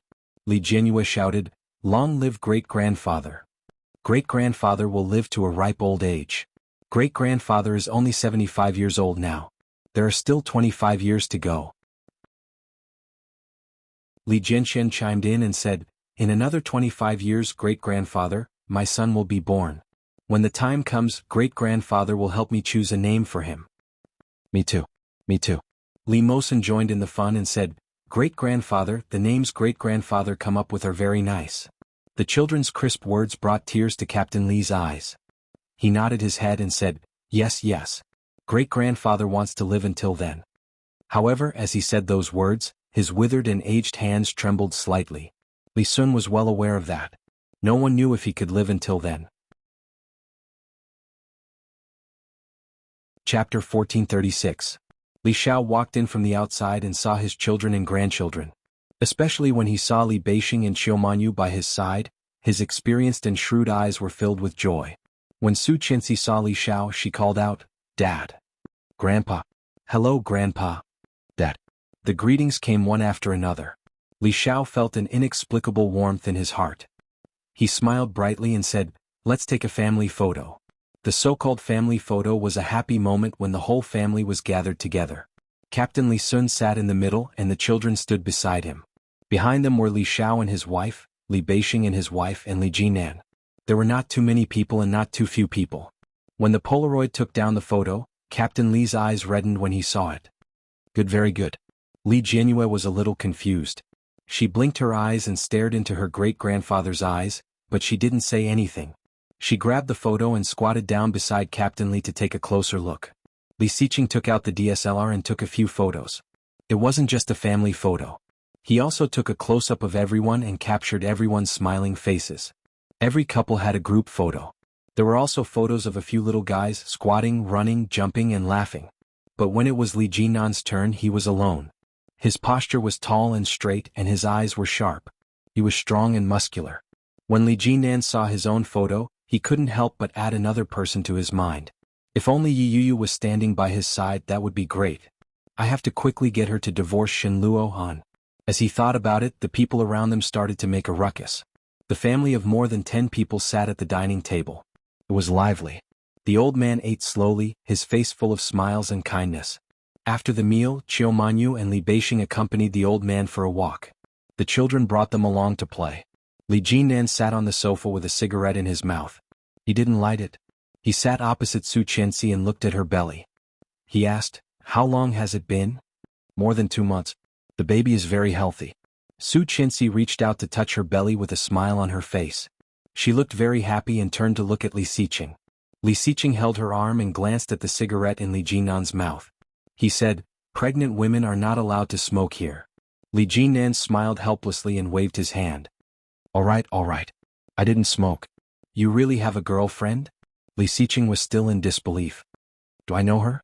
Li Jinan shook his head. "Not yet. I'm working hard." Holding his wife's hand, he said, "The day after tomorrow is Oming's wedding. If possible, it would be best if you could trick her into coming here to meet him." "That's right." Li Jinan laughed and said, "I'm not that easy. I'll try. Grandpa is getting old and you are the only single man left in the family. You have to be ambitious and see if you can let Grandpa hold your child." Li Xiqing's voice was not loud, but his words were sharp.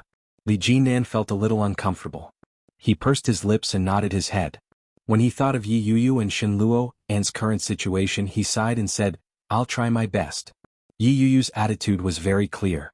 Whether it was forced or an accident, she was willing to be with him. Chapter 1437. With that thought in mind, Li Jinan's brows furrowed. His sharp, almond-shaped eyes were filled with calculation. Judging from Shenluo An's attitude, he didn't seem willing to divorce Yi Yuyu. Since there were those rumors about him and his sister, it proved that Shenluo An wasn't gay. So why was Shenluo An, a healthy and mentally sound man, so indifferent to his wife? If Li Jinan wanted them to get a divorce, he had to start with that. Narrowing his eyes, Li Jinan tapped the cigarette in his hand and quickly stood up. "I'm going out for a while."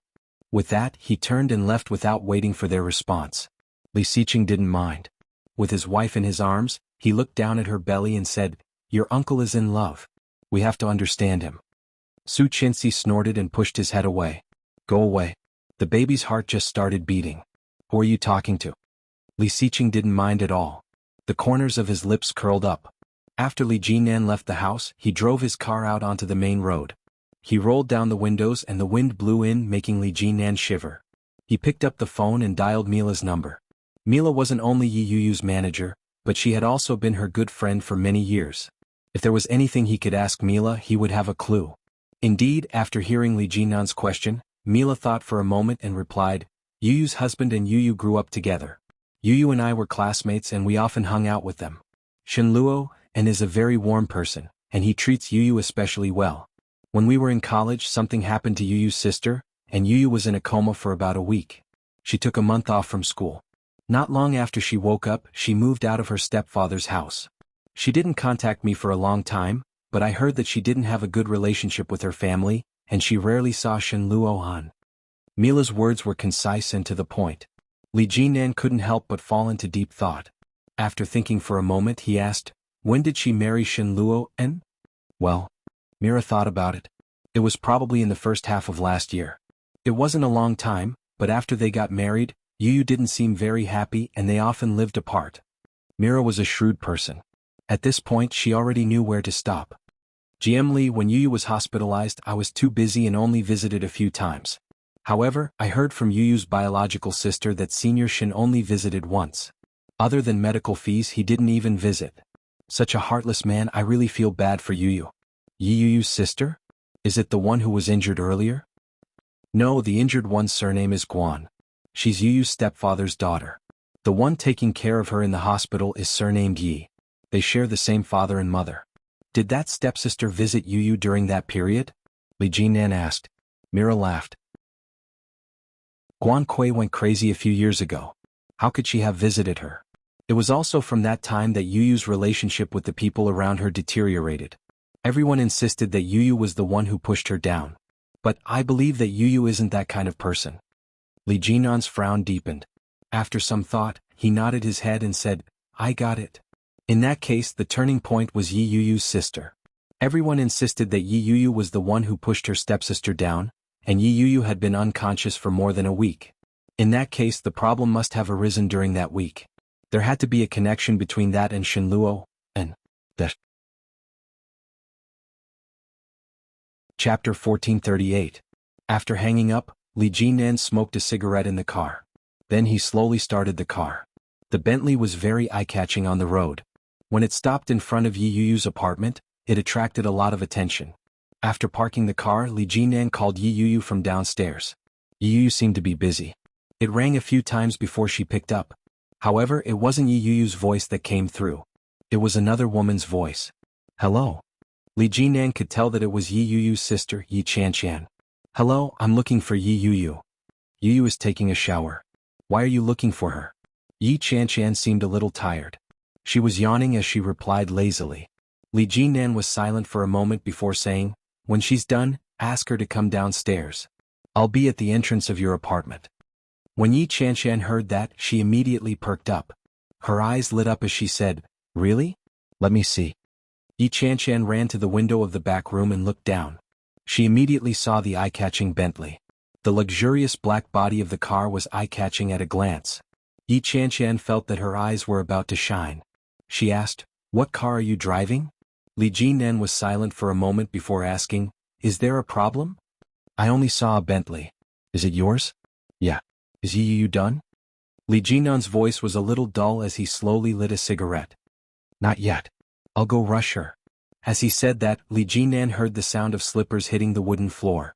It was followed by Yi Qianqian shouting, Yu Yu, your GM Li is looking for you. When Li Jinan heard that, he couldn't help but laugh. For some reason he was in a good mood. Your GM Li? Or GM Li? Yeah, this sister is pretty good. I'll have to be filial to her in the future. Li Jinan took a puff of his cigarette and waited for the response. Soon Yi Qianqian replied, GM Li, Yu Yu is done, but she doesn't seem to be in a good mood. Would you like to come up and have a seat? Li Jinan hadn't expected that Yi Qianqian would invite him up. He had originally thought that she wouldn't welcome a stranger. Li Jinan was more than happy to have such an opportunity. When he heard the suggestion, Li Jinan pretended to mull it over for a moment before replying, all right. Hold on. I'll stop the car. When Yi Qianqian saw the flashy Bentley limousine slowly moving forward, her heart filled with excitement. She jumped up and said, Yu, are you done showering? A guest is coming up. Yu Yu had just turned off the water. When she heard Yi Qianqian's words, she wiped her body with a towel and asked loudly, who is it? Is it your friend? Male or female? A man. Not my friend, your friend. My friend. Yu Yu was a little confused. She dried her hair and walked out in her bathrobe. Who is it? She asked. Your President Li. I invited him up. Yu Yu was taken aback. She frowned and asked, what? GM Li? What was he doing here? And why did you call him up? This is so awkward. Chapter 1439. Yi Qianqian was speaking from the bottom of her heart. Regardless of whether it was in terms of looks, background, or ability, Li Jinan was better than Shenluo Han. If she could be with Li Jinan, all the suffering Yi Yu Yu had endured wouldn't have been in vain. Yi Yu Yu was pushed into the room. She rubbed her hair with exasperation and said, I'm going to blow dry my hair. Yi Qianqian almost cried out when she heard that. Is this silly sister of mine finally getting the hang of it? She was so happy that her face bloomed. Yi Qianqian quickly replied, yes, yes, yes. Don't be too hasty. Not long after Yi Yu Yu entered the room, the doorbell rang. Yi Qianqian opened the window. When she saw Li Jinan's handsome face, she was overjoyed. After she opened the door, she immediately welcomed him in and said, Jim Li, what a rare visitor. Yu Yu is still inside. Please come in and take a seat. The moment Li Jinan walked in, Yi Qianqian could smell the scent of cigarettes on him. Yi Qianqian took a whiff and casually asked, GM Li, do you smoke? Li Jinan turned his head and glanced at her. He nodded his head and replied, I just smoked one. Is the smell strong? Why don't I stand at the door for a while? Yi Qianshan quickly waved her hands. No, no, no. It's fine. I don't mind. Come on in. Li Jinan found Yi Qianshan interesting. He pursed his lips and looked down at the slippers on her feet. Do you need to change your shoes? He asked. No, no. Yi Qianshan walked in. Just treat this like your own home. She raised her voice and called out, Yu Jianli is here. Are you ready? Yu didn't reply. Li Jinan walked in and sat down on the sofa naturally. He replied, It's fine. I'll wait a while. It's nothing urgent. Yi Qianshan felt that this man was full of gentlemanliness. She poured a glass of fruit juice for Li Jinan and handed it to him with both hands. She then sat down in front of him and whispered, Jianli, you seem to like our Yu a lot. Li Jinan nodded his head. His expression was natural as he replied, I do. Yi Qianshan was pleasantly surprised. Is it the kind of liking that I understand? It should be. Yi Qianshan clapped her hands and said, That makes things easier. Actually, Jianli, I won't hide it from you. Yu must have told you that she's actually married. She was married to Shenluo, and before. Do you know Shenluo, and? He's one of the imperial capital's 3 young masters who's known as the Ghost Doctor. Li Jinan's expression was natural. He nodded his head and replied, I've heard a little about it. I'm aware of the incident as well. But I heard that his private life isn't very discreet. With his sister, Tisk, Yi Qianshan looked as if she had found a confidant. She was a little excited as she said, Yeah. Isn't that right? That kind of thing is not worthy of our Yu at all, but he refuses to get a divorce. God knows how much my heart aches for our Yu. When she was injured and hospitalized, he only came once. After paying the medical fees, he never came again. What can I do? I'm also very desperate. Behind such a long line of foreshadowing, there must be a big plan. Li Jinan nodded and followed her words. He asked, It's quite miserable. So, what do you think I should do to make it more appropriate? Chapter 1440. When Yi Qianshan said that, she deliberately observed Li Jinan's reaction. His expression remained impassive. She couldn't tell if he was happy or angry. Yi Qianshan cursed in her heart. Yet another person who can't see his true colors. However, Yi Qianshan hardened her heart and continued egging him on. You have to know that when a girl is vulnerable, it's easiest for her to fall in love with another person. Now that our Yu has suffered a setback in her relationship, she's extremely disappointed in Shenluo An. If that were to be written into a novel, it would be a tragic story. At this time, you want me to take advantage of the situation? Li Jinan interrupted her. His words hit the nail on the head. Yi Qianshan's words were stuck in her throat. She was a little embarrassed. She instinctively said, That's not what I meant. Can I smoke? Li Jinan was in a strange mood. He looked at Yi Qianshan with his almond-shaped eyes and interrupted her. Perhaps because the topic was a little off-topic, Yi Qianshan was stunned for a moment before she nodded her head. Sure. Li Jinan took out his pack of cigarettes and took one out. He didn't light it. He played with it in his hand and slowly said, I'm working on it, but I think I'll need your cooperation. Yi Qianshan's eyes lit up. She clicked her tongue and said excitedly, I can tell that you're a passionate person. What are you talking about? Yi Yu's voice came from inside. The two of them turned their heads at almost the same time. They immediately saw Yi Yu in her light blue pajamas. Yi Yu's hair had just been blow-dried. It was draped over her shoulders. She didn't have any makeup on. Her face was a little pale and she looked a little thin. Li Jinan looked at her and frowned. He asked, Have you finished eating?